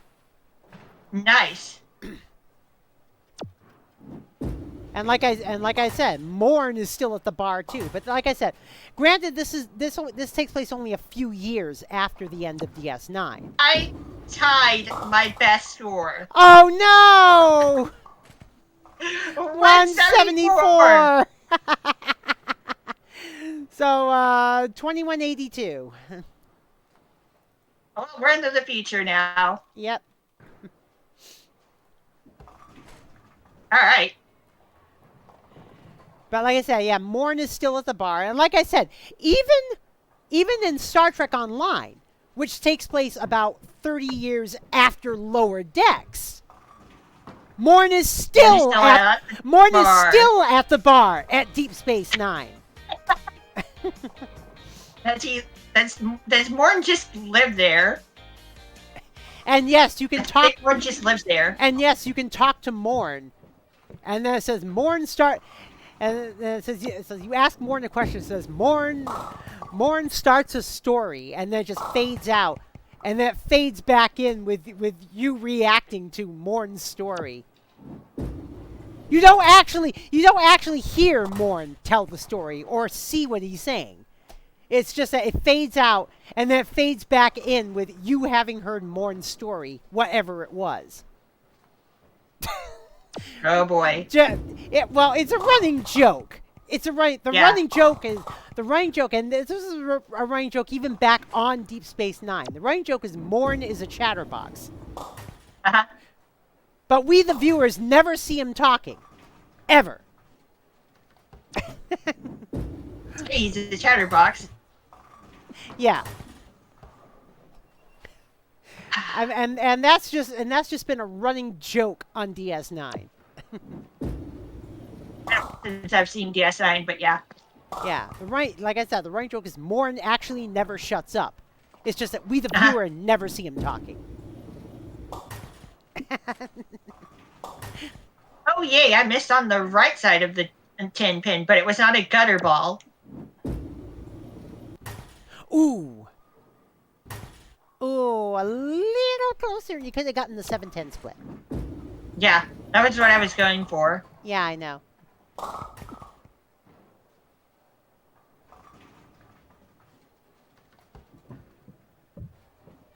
Rude.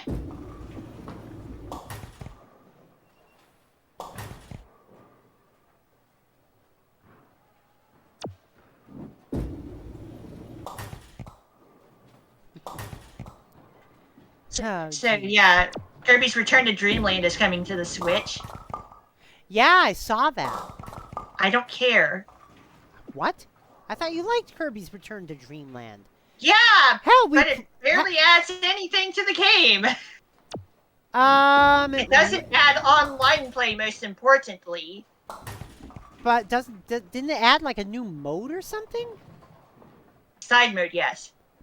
Yeah, because I was gonna say I know in the teaser that they Right, did Tin Bowling, that number they 14. did mention they added something to the game. I just don't remember what it Minigame was. stuff, Yeah. but no online play. Hmm. Like, they added online play to Mario 3D World. Why could they not do that for Kirby's Return to Dreamland? And you know what's funny? They added online play to Super Mario 3D World, but they didn't put online play in the new content, Bowser's Fury. I think that was meant to be single player from the beginning. Well, yeah, I guess, but if that had online play as well, we would have done it on my stream. Yeah. If we ever go back to Return to Dreamland, it will be the Wii version, extra mode. Ah. Where we would actually end up finishing that off with Magolor's soul.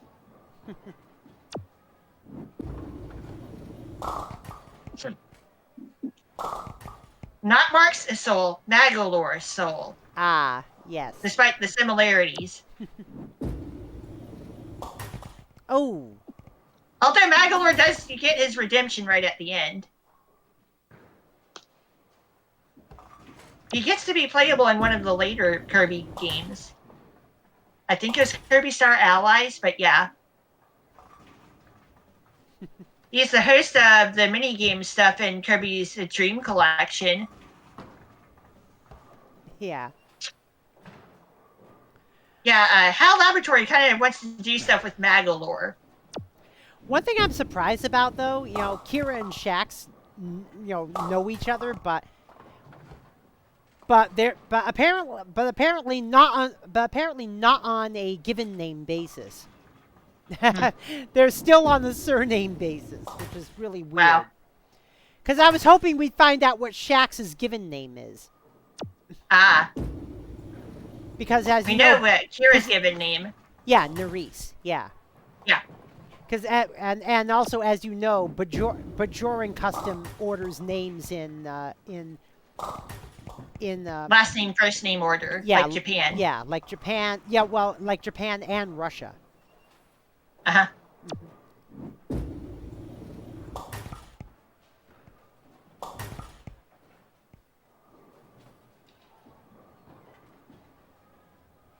108. 108. Okay, so that's 2290. Now we're getting 2290. into That food prices. 2290. That means you're in the late TOS movie era. Cool.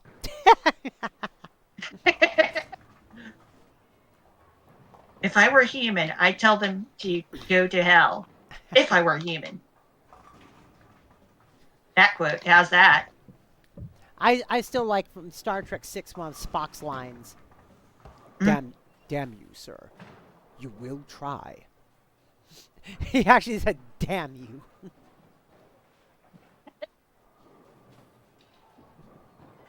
Spock becoming a little bit more emotional. Yeah. I always found Spock to be pretty cool. Oh, yeah. And that moment he got so excited when he found out that Kirk survived, just like, Jim! No. And he's just like, I was like, what, you Captain. saw nothing. Yeah, it's like, Captain. Jim! Yeah. Wait, And then what? he composes himself. Yeah. And Spock is like, no, McCoy was like, You can't tell me that you were about to bring an emotional display that would have brought the house down. And Spock's like, no, it was mainly a logical reaction to seeing our very competent captain alive and well. and McCoy's like, yeah, the pig's eye. Yeah. Yeah. Yeah, that was quite the reaction from Spock. That was fun.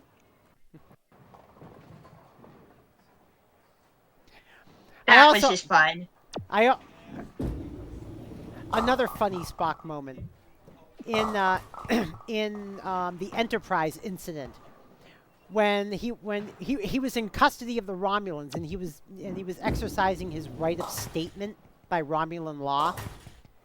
And in the middle of his statement, the Enterprise beams him back up to the ship.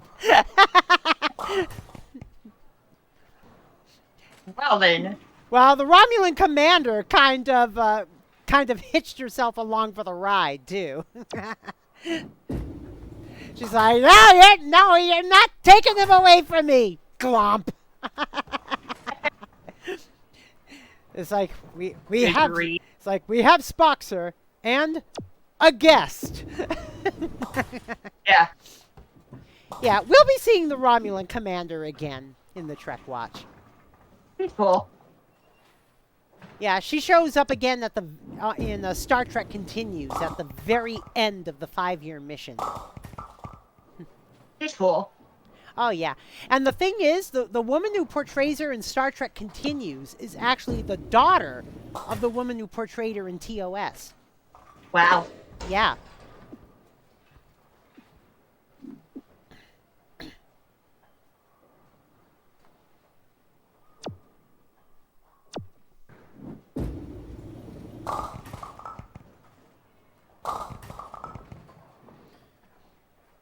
Should have flown in a slightly different direction. Yeah, basically that basically that episode kind of also kind of makes itself a bookend of TOS as well because it involves a return to the edge of the galaxy and the return of the Espers. With the leader of the Espers played by Doctor Who's Nicola Bryant. I'll just be hanging on the edge of tomorrow once again. Mm-hmm. But no, this is not Sonic Adventure 2.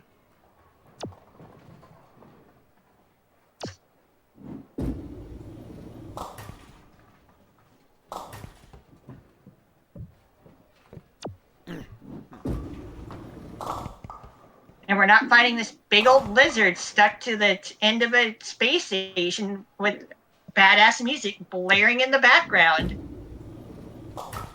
Ooh, nice I'll just bear. pick up that spear. Yeah. Oh God, Kyomei, if your coworker's doing that, then your coworker's just being an asshole.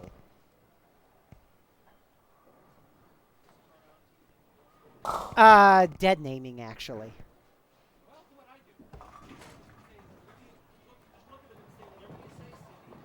What do you think? You look like a Cindy to me, so Some Dana noises. Dana's giving some advice to Kyomei, saying if this Strike, Campaign Bowling number what? saying if 15? this guy keeps calling you by your dead name, give him a traditionally female name and call him that. It's like whatever you say, Debbie, or whatever you say, Cindy. Whatever you say, Yeah. Karen. Yeah.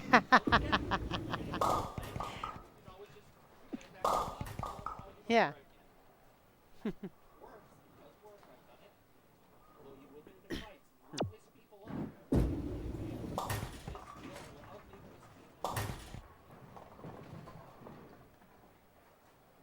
$1.56. I've gotten so many strikes tonight. But yeah, this idiot just keeps dead naming him over and over again. Yeah. 156. Okay, so that would be 2446. Hey, Kimmy, just do it. All right, we are now past Star Trek Picard, but we are not yet. But we are not yet anywhere near Discovery seasons 3 and 4. Wow.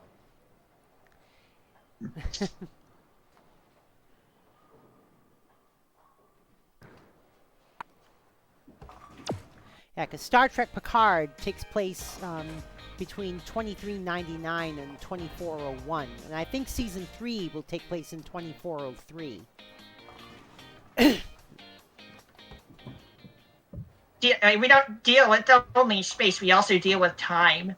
Yeah. Oh, Kiyome said he was considering it, hun. Yeah. Dana says it works. Kiyome says if he does it again, I'm calling him Deborah. There we go. Yeah. Yeah. Yeah, Dana says it works. If he won't stop doing it to you, just do it right back to him. And just like if someone if someone just stares at you, the way to get rid of that is just stare right back at them. What are you looking at? Yeah. After a few minutes they'll go, "What are you looking at?" It's like, and then, well, what are Good you question. looking at?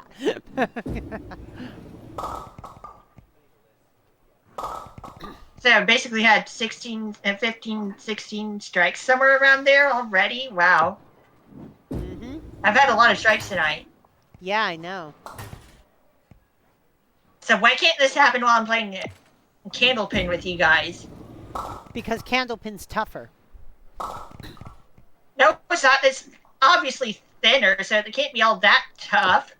Wait, wrong kind of toughness. Damn it. No, yeah, Duckpins are fatter though. Now that should make them tough. Well, no, I but can't- that means you're more likely to hit them. I'm talking about a different type of toughness. Oh, because I was gonna say, yeah, Duckpins are thicker at their thickest point, and the ball is a little larger too. A duckpin ball is slightly larger than a candlepin ball.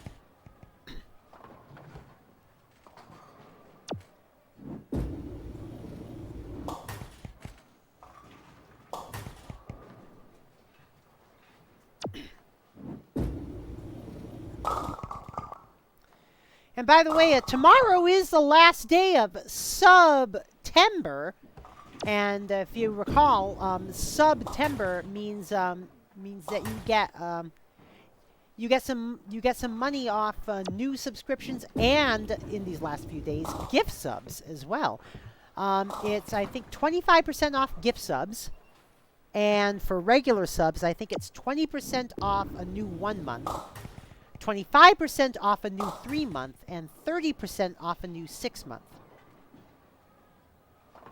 Wrong direction, Pen. I said Koi played my celebration seed last night. The one that I did for my rando seed that I did for celebrating 1337 plus followers. Yeah? Yeah, that happened.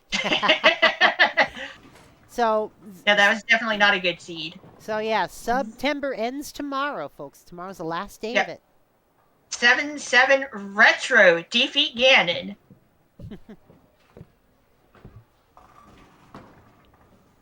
Where the small keys are fully decoupled from the dungeon, so you just have small keys, and it works more like Zelda 1. But you've seen the retro world state. Yeah.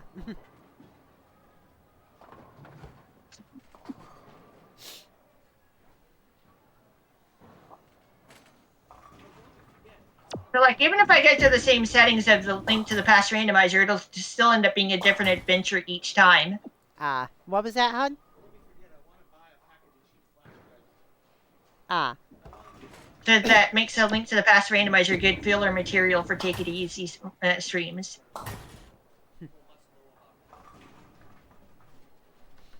Oh, Because Kill Me. even if it's basically the same game, it's a different adventure each time.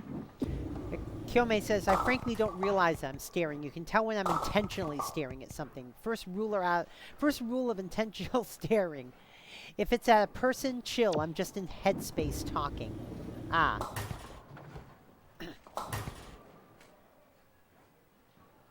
Right, 10-pin bowling, number 17, I believe. Nice.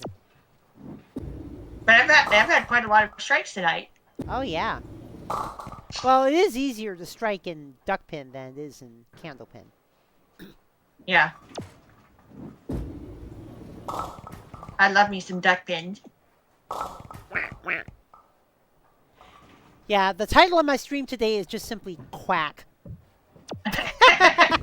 Seriously. We found the Quake medallion. Seriously, that's the title of my stream today. Just QUACK. Right. 153. So 25.99.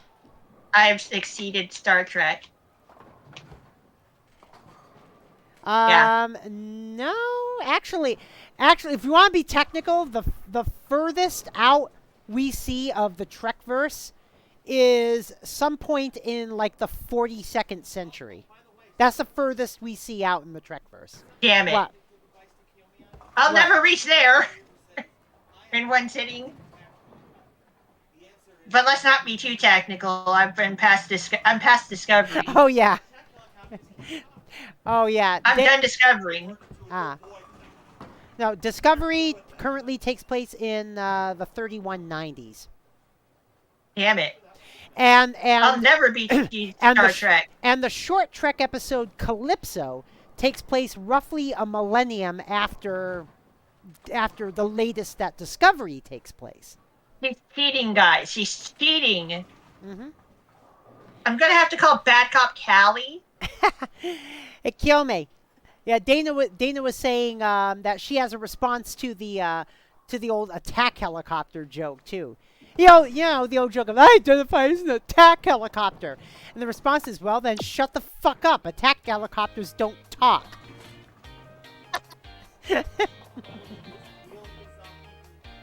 So you're one of those magic helicopters that can talk then.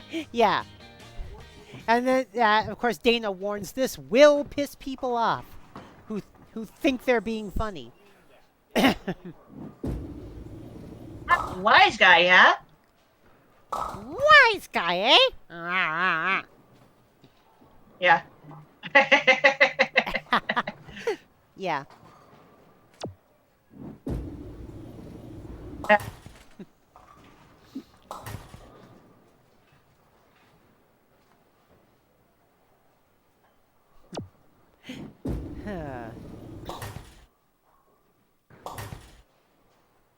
Things are just kind of slowing down now, I suppose.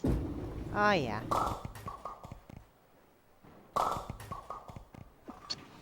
But yeah, in order to get past all of Trek's current lore, yeah, you got to get to like the 42nd century.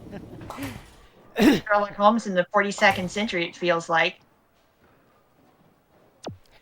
I mean, in the 42nd century, how can I say this? It's so far out that that the Federation, which does still exist, it's the name of it has been bastardized to a shorter form. Basically, the Vajrash.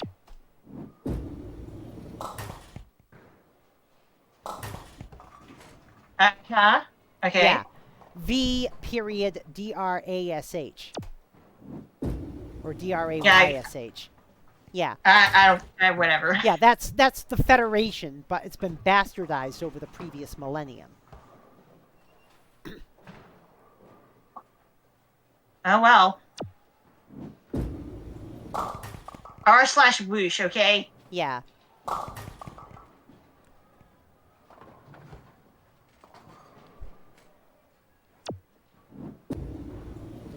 Yeah, the only problem with that episode Calypso is it was made before. It was actually made before season 3 of Voyager.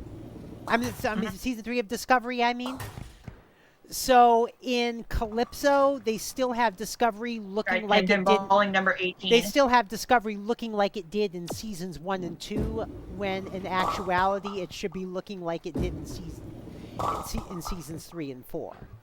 That's the only problem with that episode. But it's kind of dating itself. yeah. Anyway, Strike Timber Bowling number 18. Yeah, I saw it.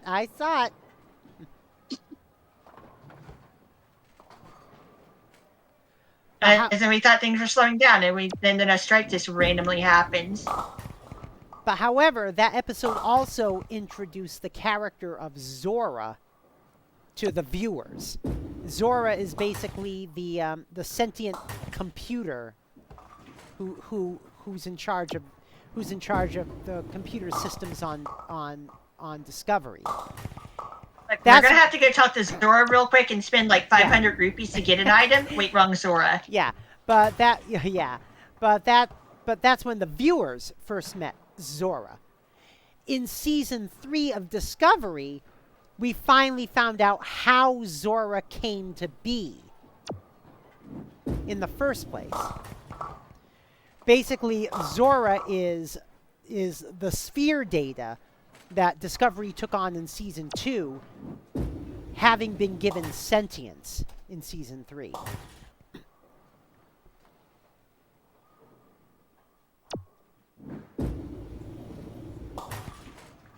Sam Pinbowling, number 19. Oh, nice! Pow!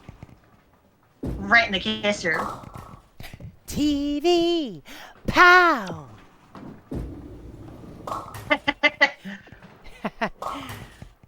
Oh yeah, there used to be this thing called TV Pow back in the early 80s, where it was targeted to kids on UHF stations, and basically kids would call into the station and they'd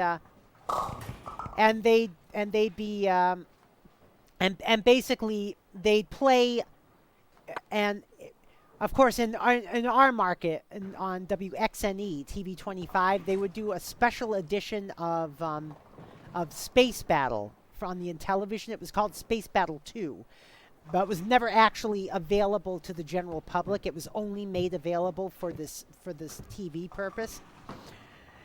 But basically the kid over the phone would yell "Pow!" when they wanted to fire at the ships. Wow. Yeah. Anyway, It was 141. really weird. 141. Okay, so that means 2740. How many strings have I done so far? I've lost track. Wow. Well, certainly less than 27. Yeah. If I were to guess, I'd say I think you've done 23 or 24 strings. Mm-hmm. That's a lot of strings. Mm-hmm. All the strings attached.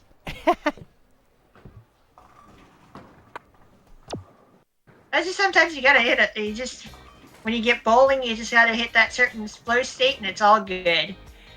Well, yeah, Kiyome, Kim. The only reason why I know your dead name is because you were still using it when you first joined the community. I don't know his dead name. I don't want to know his dead name. He is only Kiyome to me. Oh, yeah. And his alters, of course. Oh, yeah. But that's a different thing. But like I said, I'm just saying the only reason why I know his dead name is because he joined my community when he was still using that name. Ah. Okay, yay, Gutterball! I was like, trying to do a thing. Yeah, that's like when I was rerunning Splatfests and we came upon, the first Splatfest after Kiyome joined the community, and I just said, well, I just want to prepare you. You're probably going to see your dead name in this because it's a rerun. Yeah? I didn't watch. Let me see. It was 20 years last year, hon.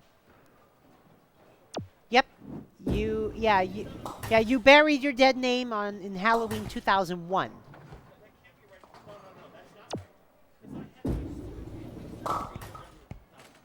Yeah, wasn't it right before your surgery?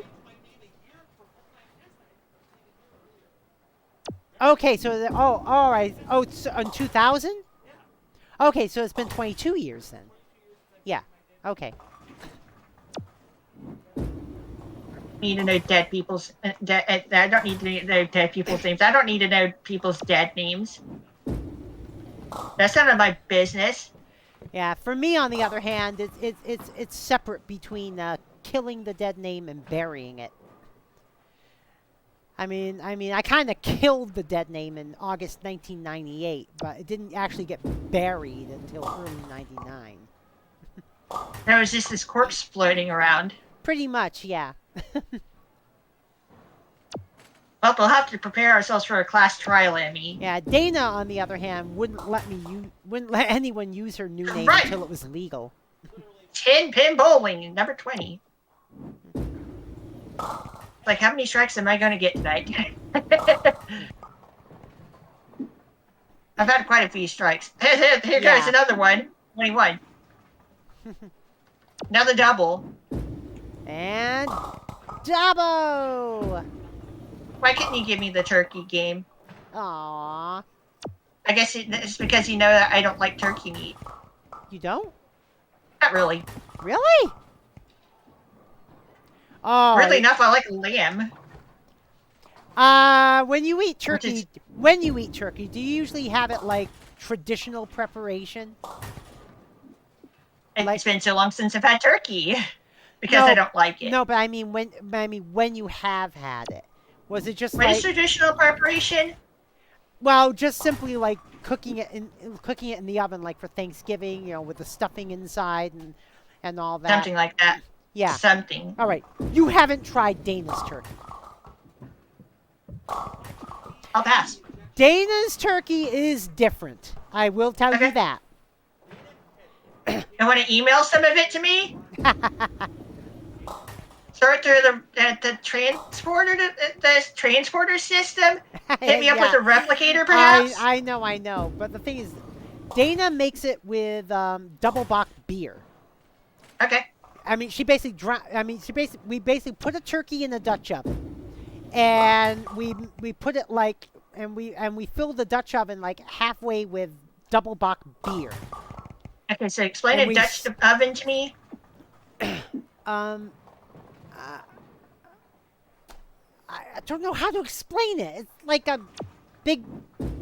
It's like a big pot that you put in an oven. Ah. Yeah. A roasting pan. There we go. Roasting pan. Anyway. You just got roasted. Yeah. But she fills it with double bock beer, 4 sticks of margarine cut up, and seasoned to hell and back. And every so often, like every half hour or so, we take it out of the oven and we use an injector. And we rinse off the old seasoning. And then she gets the injector and she draws out the beer juice and seasoning mix and injects it into the turkey.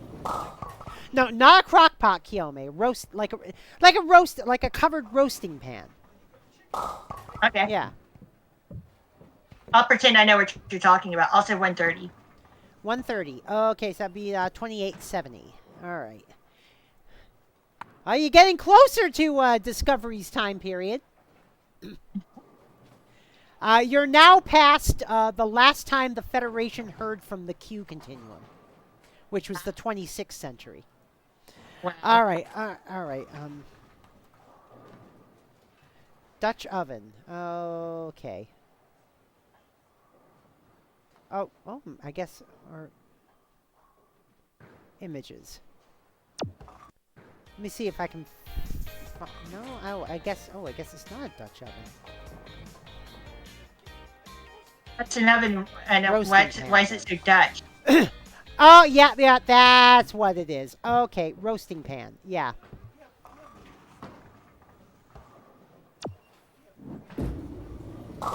Yeah. Copy image. I'll put it in the mod chat. I'll put an image of it in the mod chat. Okay.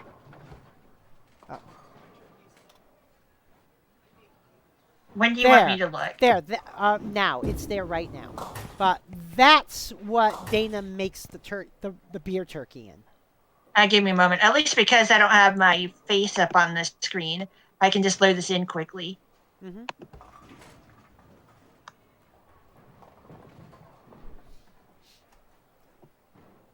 I call it the Dutch oven, but it isn't really a Dutch oven.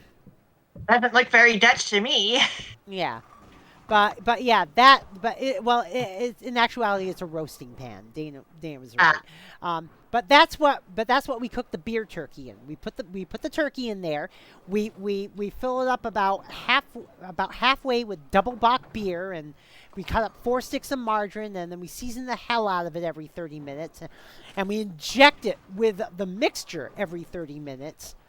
And that way the flavor of the mixture actually gets baked into the turkey, and it doesn't wind up dried out like that dry Lutheran turkey. Yeah. I mean, get a load of this. Pop, nice. We'll have turkey in a couple months. Jim Pin Bowling 22. I'm pretty sure I kept track of that properly. Oh! Pop.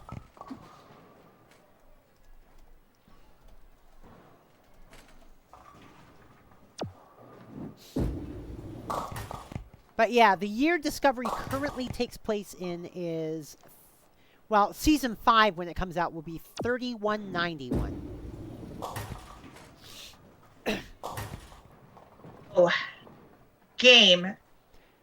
Why that direction? I still like how on the season finale for season 4 of Discovery, Stacey Abrams as the president of Earth. That was cool. And, oh, did that piss off the conservatives?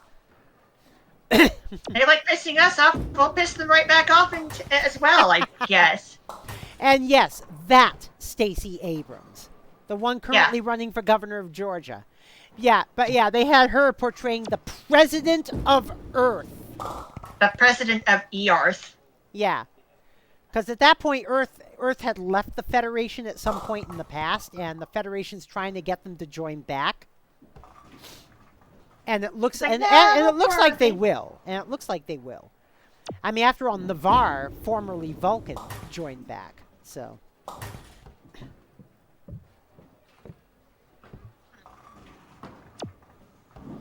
Yeah, Navarre is actually a renamed Vulcan. They renamed the planet after the Romulans reunited with the Vulcans, and they figure now that they're reunited as one people again, that they decide to use a different name for the planet, and that name is Navarre.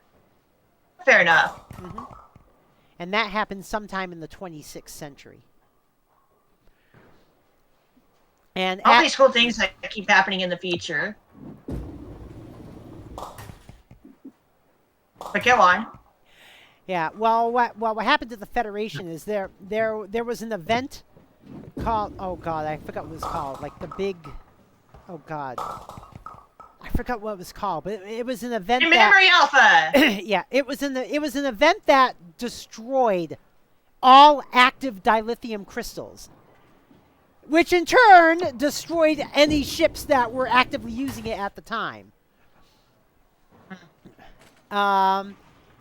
And a lot of member worlds of the Federation went like, we can't count on the Federation anymore now that warp drive is pretty much useless. And a lot of worlds left, including Earth and Navarre. Although it's funny with Navarre, the people of Romulan ancestry wanted to stay in the Federation, but the people of Vulcan ancestry didn't, which is kind of weird and not what you would expect. Yeah, that's surprising. It's like, hey, we actually kind of like the Federation now. Yeah. When 65. Nice. Okay, 165. That would be 3033. Wow. You're getting close. Yeah. You're getting close to the discovery era. I'm going to discover this bowling game real quick. Yeah. This is an awful lot of duckpin, isn't it? Oh, yeah. That's why I just simply called the stream Quack. We found the Quake medallion, people. Oh, jeez. We might be able to enter Turtle Rock or Misery Mire. Miserable Mire. Ooh, so close.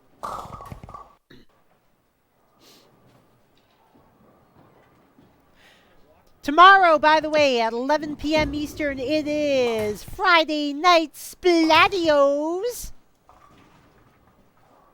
And who knows how late we're gonna go? We probably won't go too late because Dana and I are going on a small road trip tomorrow to Saturday to Zombie Burger. We got another date. Imagine a married couple still dating like that. Yeah. Now they're just having a romantic time out.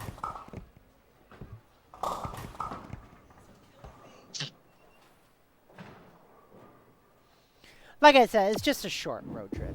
It's not like when we went all the way to Cape Cod. Oh, my Cape Cod. Yeah.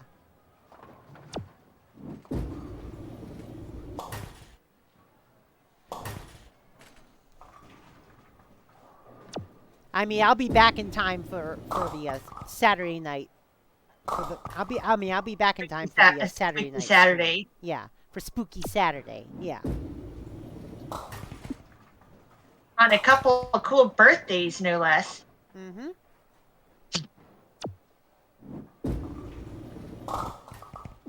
My mom thought William Shatner was dead, by the way. No, he's still very much alive. He was on The Masked Singer. Oh God. Oh God, were they able to figure out who it was right away? I mean, he does have a very distinctive style, after all. Yeah, I don't watch that, but yeah, I heard from my mom because she watches The Masked Singer. It's kind of like how my mom thought Leonard Nimoy was dead before he actually died. At least Leonard Nimoy could sing. Shoot, yeah. I've heard that he had that type of talent. William Shatner, let him do spoken word versions of songs, and that'll be okay. What was that, hun? Oh, Google Zombie Burger. Yeah, and then click images. It's a load of this. I mean, Zombie Burger. Yeah, oh, nice, Ranko. Zombie Burger makes Five Guys look like amateurs. I haven't had Five Guys. And there is a Five Guys in my area. Well, Five Guys is pretty damn good too, and Five Guys will give you a shitload of fries. I've heard. At least I think I've heard of that. Yeah, I mean, if you order large fries with your burger at Five Guys, they will fill up a large container. They'll put the container in the bag, and then they'll just put another scoop of fries in the bag on top of that. Good grief. Yeah. Hey, I want a large fry. Let me give you a bucket of fries with some more fries on top of that. Yeah, exactly. But they're good. But Zombie Burger makes Five Guys look like a bunch of amateurs. And all their burgers are like zombie themed. My favorite is the T-Virus burger. Give me something themed after Crazy Ollie. From Hololive Indonesia. Oh, she's a fun zombie. Oh God, someone says here, Vocaloid fans will say they don't like Hatsune Miku that much, but that's all over if a non-Vocaloid fan says something bad about her. We will all defend her with our lives. I know. Ah, she's pretty. Yeah. Yummy is now on Splatoon 3. I'm sorry, Kimmy, you just can't hide your logins from me.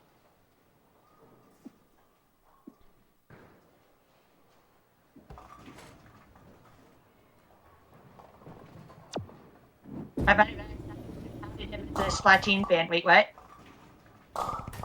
Oh my God. Some states are actually suing to reverse the $20,000 loan cancellations, student loan cancellations. Yeah, it's like GOP. Do you want to be reelected? You're expecting them to make any I sense know, ever. right? I know, right? You're assuming, Amy, you're assuming they actually think. Anyway, 133. All right, 133. So that means, let's see, 3166. You're getting closer to it. Hey, Janie, Yeah? you still have your calculator with you, right? Yeah? Good.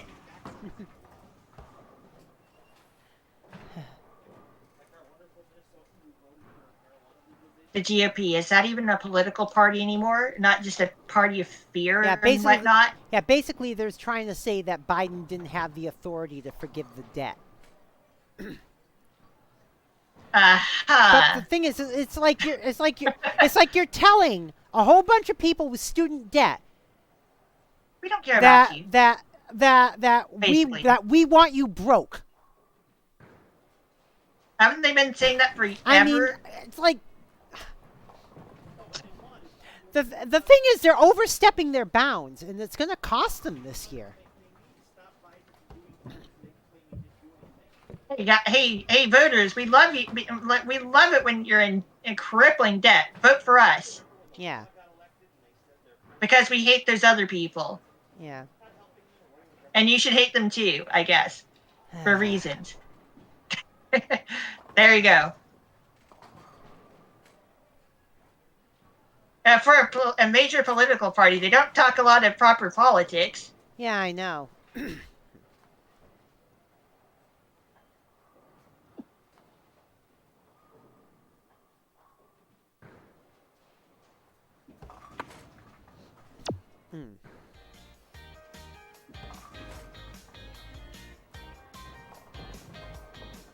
I'm just having too much fun. The grand old poopy heads. That's what they are.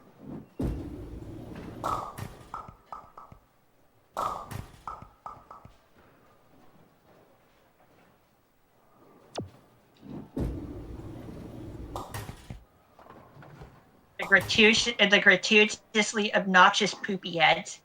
Oh, jeez.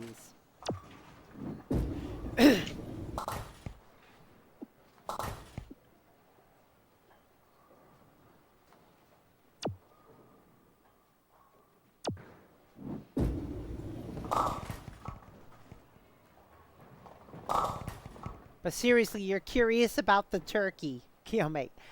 Oh. You need to email it to him. Yeah, well, yeah, there's... I'll take that 9. Yeah.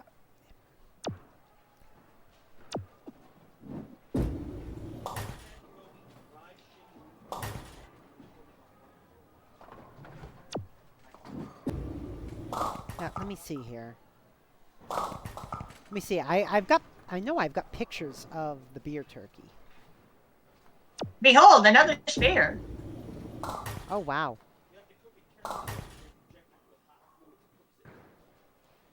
Okay.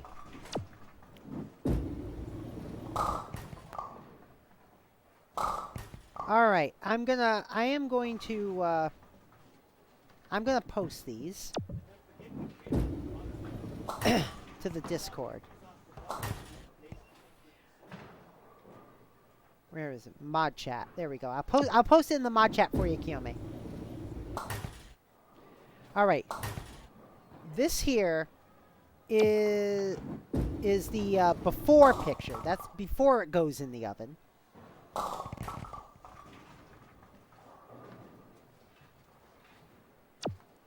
And this one here 10 pin bowling, is 23. the after picture, after it comes out of the oven.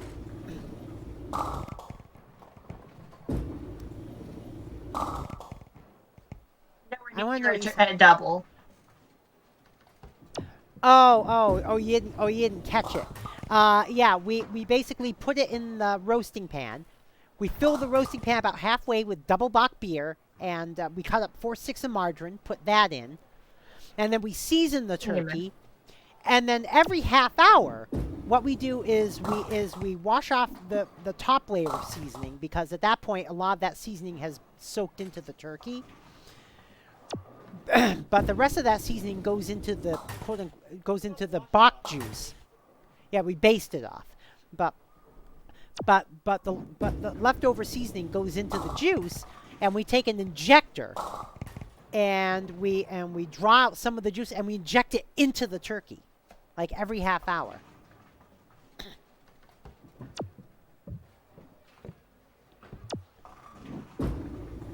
But yeah, on the Discord, I posted photos of before and after.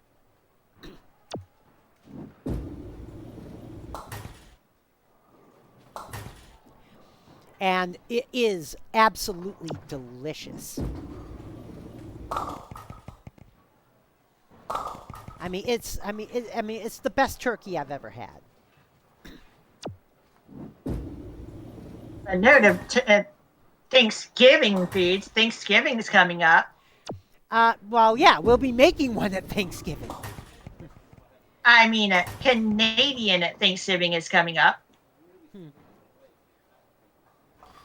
Yeah, what we used to do is for Thanksgiving and Christmas, we used to do one meal at Mystic Lake and one meal at home. But the Mystic Lake buffet is not as good as it used to be. It's a mystery to you now. Also, I tried yet again to defeat the 7-10 split. Although what we did last year was 125 was for Thanksgiving we had turkey, and for Christmas we had ham. An eighth of 1,000. 125. All right, you are now officially past Star Trek Discovery. I'm done. I'm finished with discovering. Let's keep going. 3291. You'll never see this high of a score ever again, probably. Right.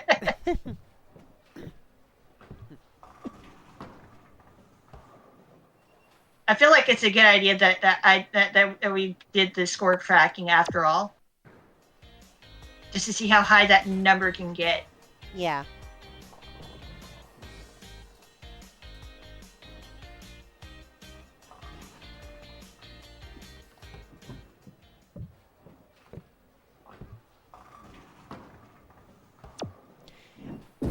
Yeah, and apparently we picked a good day for Take It Easy Thursday. There's splat maintenance tonight.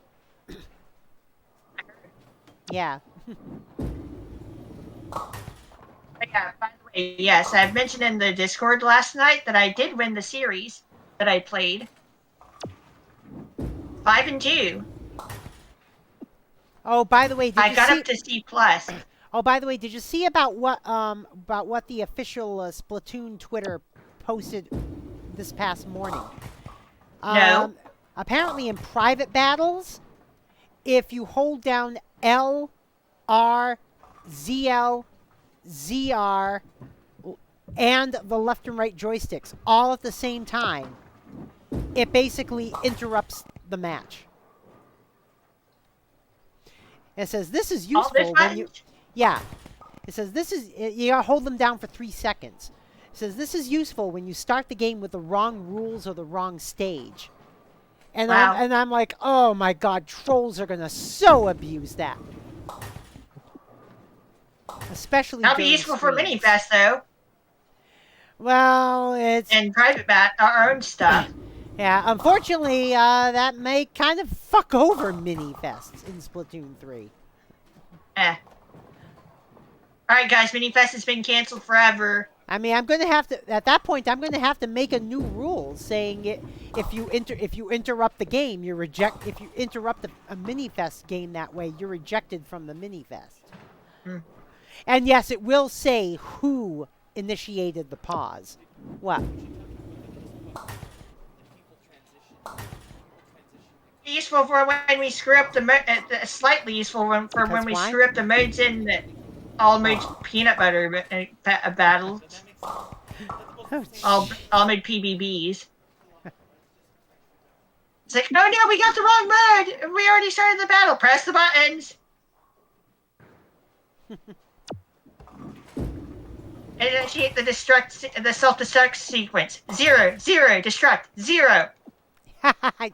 Oh yeah, referring to today's Trek Watch, of course. Yes. Oh, and I forgot to. Oh yeah, I forgot to mention that in the thoughts, because that destruct sequence will end up being used again later on down the line. Yeah. Mm-hmm.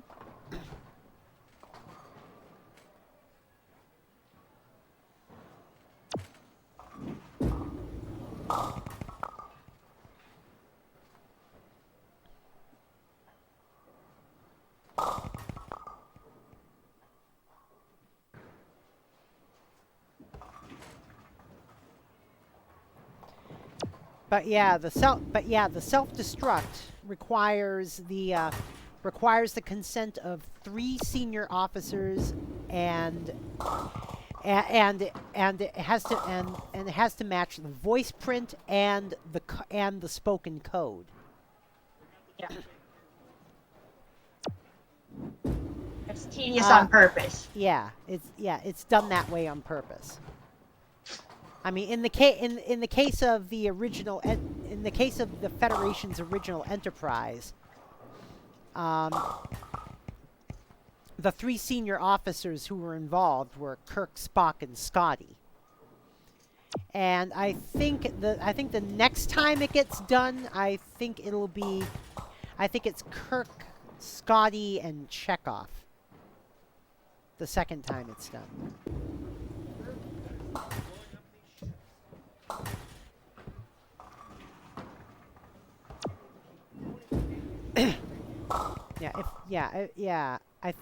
What about self-destruct?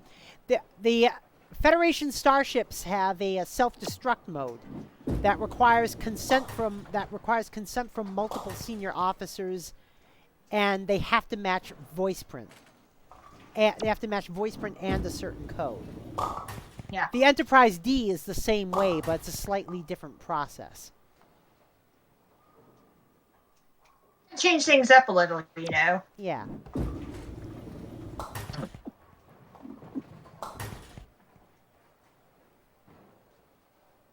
But yeah, it's like thinking about things like, imagine Star Trek without warp drives. I mean, whereas on the original Enterprise, it only required the captain's consent to cancel. On the Enterprise D, it required both consent of the captain and the first officer to cancel. Similar to this. And I will say this: the second time it's used, it doesn't get canceled. I will say that. Well, it'll be a little time before we get that there. For the original Enterprise, yeah. Yeah. Yeah, it'll be a little bit longer before we get there. Yeah, well, shorter than you might think. But it'll be a little time. I mean, we're almost done with TOS as it is. And after that, we just got the animated series, New Voyages, Star Trek Continues, and then the movies. Yeah. 129. 129. Okay, so that would be 3420. And where are the nuclear vessels? Emmy. Yeah? Where are the nuclear vessels? Yeah, we are looking for nuclear vessels. Yes. And some people nowadays don't realize why that's so funny. Some younger people, the reason why it's funny is because It was 1986. It was near the end of the Cold War. Yeah. And you got this guy with a thick Russian accent asking Americans where the nuclear vessels are. Yeah. That's why it's funny. Yeah. And that's why no one would answer Chekhov. Yeah. Because everyone thought he Poor was guy. a bad secret agent. Yeah. Yeah. It's We are so looking for the funny. nuclear vessels. You're of Russian heritage. I mean, yes, you're a Federation citizen, but you're still of Russian heritage with a thick Russian accent, asking Americans where an American nuclear-powered aircraft carrier is. Yep. And it's so funny. That's why it's funny. Yes. Oh my gosh. Such a good movie. I mean, like I said, the Cold War was starting to wind down at that point. Yeah. But the Cold War didn't really end until pretty much 1990 or 1991, when the Soviet Yeah. Union collapsed. 91. That would be 91. Yeah. I lived during a time when the USSR was a thing. Yeah, of course they were looking for the aircraft carrier USS Enterprise, CVN-65, which actually nowadays is itself decommissioned. But they are building a new one they are building a new USS Enterprise aircraft carrier that they figure will be in service around 2027.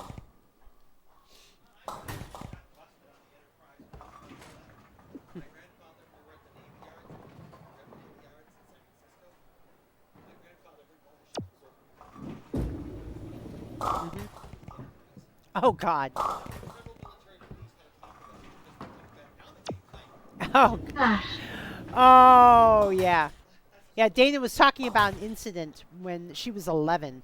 She was in San Francisco at the Navy Yards, and she and her grandfather found out that one of the ships was basically open to the public for tours. The only problem is they went up the gangplank of the wrong ship. That ship was the Enterprise. Wow. And they had a talking to from military police. Wow. We've been on the Enterprise. Yeah. Like I said, we went home and it was like, hey guys, we've been on the Enterprise. Yeah. I had a similar incident when I was 12, actually. It wasn't on like a nuclear vessel or anything, but it did take place at what was then an active Air Force base. Basically, the Air Force base was letting a local softball league use its ballpark, and me and a few other kids had skateboards, and so we were skateboarding around, and then I accidentally skateboarded into a bowling. restricted area because Number 24. because the idiots left the gate open. And I was skateboarding, lying down on my skateboard, looking at the ground. So I didn't know that I entered a restricted area. I didn't know until I came over this hill, and then all of a sudden these people looked back at me and said, "Hey!" And I'm like, "What's going on? I just got the hell out of there." And they eventually caught up with me and had a talking to with me. I'm like, I didn't know. I was only 12. I mean, come on. Sorry, man, I got my 24th strike. I know. Nice. Got 2 dozen of them now. Except the people who talked with me weren't military police. They were, let's just say they were of positions above that. Oh, you got to talk to the higher-ups. The Air Force Base at the time was only half active. It was in the process of shutting down at the time. But, yeah. I tried to do the. I tried to beat the 7-10 split only to miss. Mm.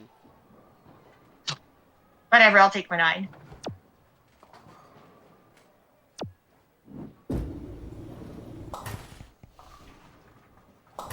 I've beaten this split before. Yeah, I mean, like I said, it was only a half-active base at the time.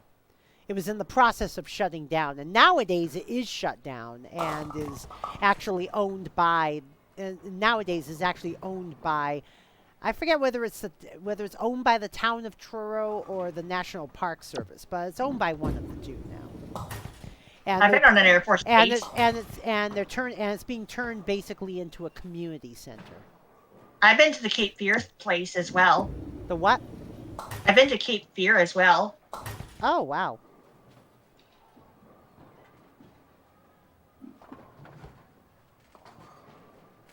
Yep. All To right. be fair, my dad's in the military. He was in the military before, but he rejoined. Yeah. I think after this string, we should probably call it. It's getting to be that time. All right. I'm thinking one more after this. Hmm? I was thinking one more after this.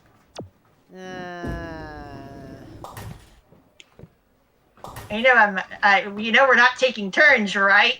Well, yeah, I know, but it's already 11:22 Eastern. I know. And keep in mind, I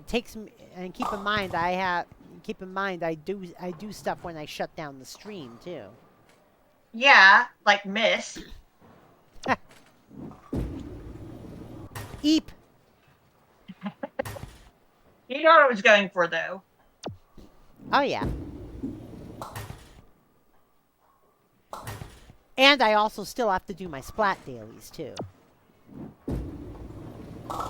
I can make it fast. All right. One more string after this. Okay, so this string is one. Oh, wait a minute. You got one more ball. 11-3. It's going to be 113. Yeah, so 35, 33 for this one.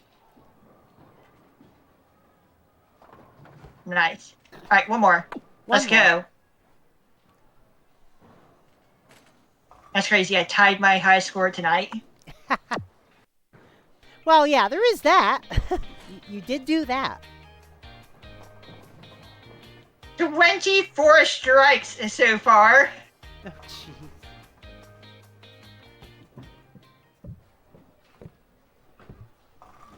jeez. Getting a little sweaty over here.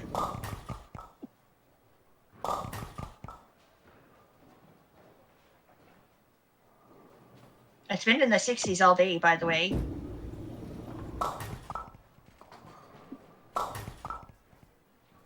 They finally fixed the signs out in front of the elementary school near my house.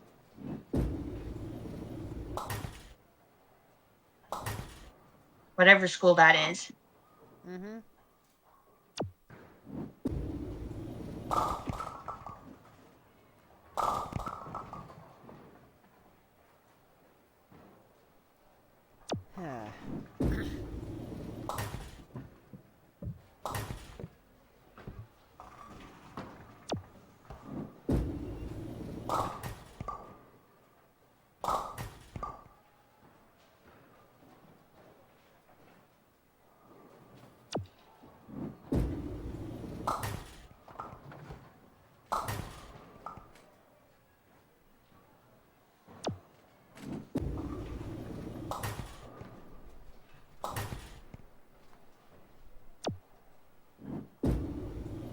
All right.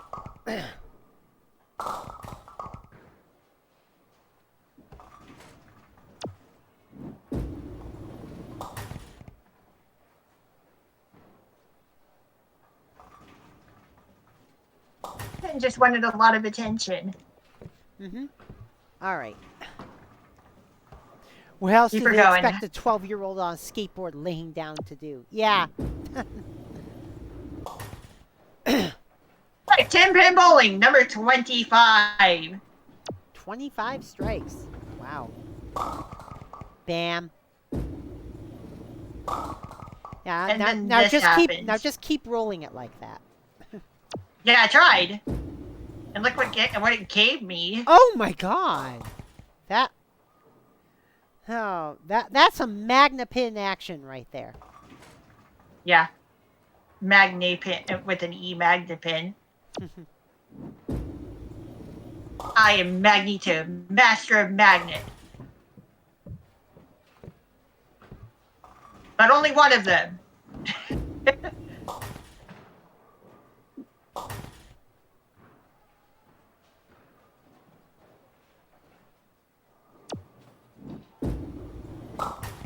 Ooh.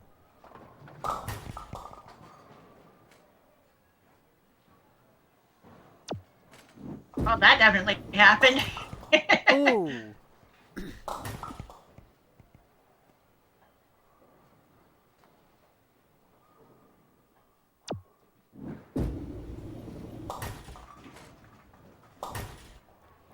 All right. The oohs and the ahs.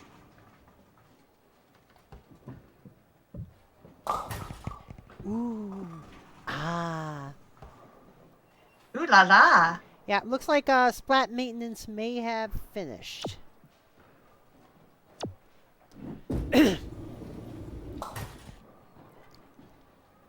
Nintendo put up the message saying Splatoon 3 version 112 is out. I guess I'll have to update stuff Mm-hmm. on my other Switch. My main Switch. Yeah, because this is Squidchew's bowling shenanigans. Yeah. That's usually what I title it. I assume you titled it this time, too? Nope. No? I already forgot what. Hold on. Duckpin time. Just Duckpin time? Yeah. Yeah. I guess we both went for short titles then. Like I said, mine's just QUACK. That's it, just QUACK. If only that pin went all and slid all the way to the other gutter. Oh! Ah, damn! I could have called it Shuba pin. But whatever. 11E6, there we go. Alright. Alright, for the final string, 116. So, 3649. Hey, I have two square numbers in that score. Yep. Alright, so you didn't quite get to Calypso, but we did pass Discovery.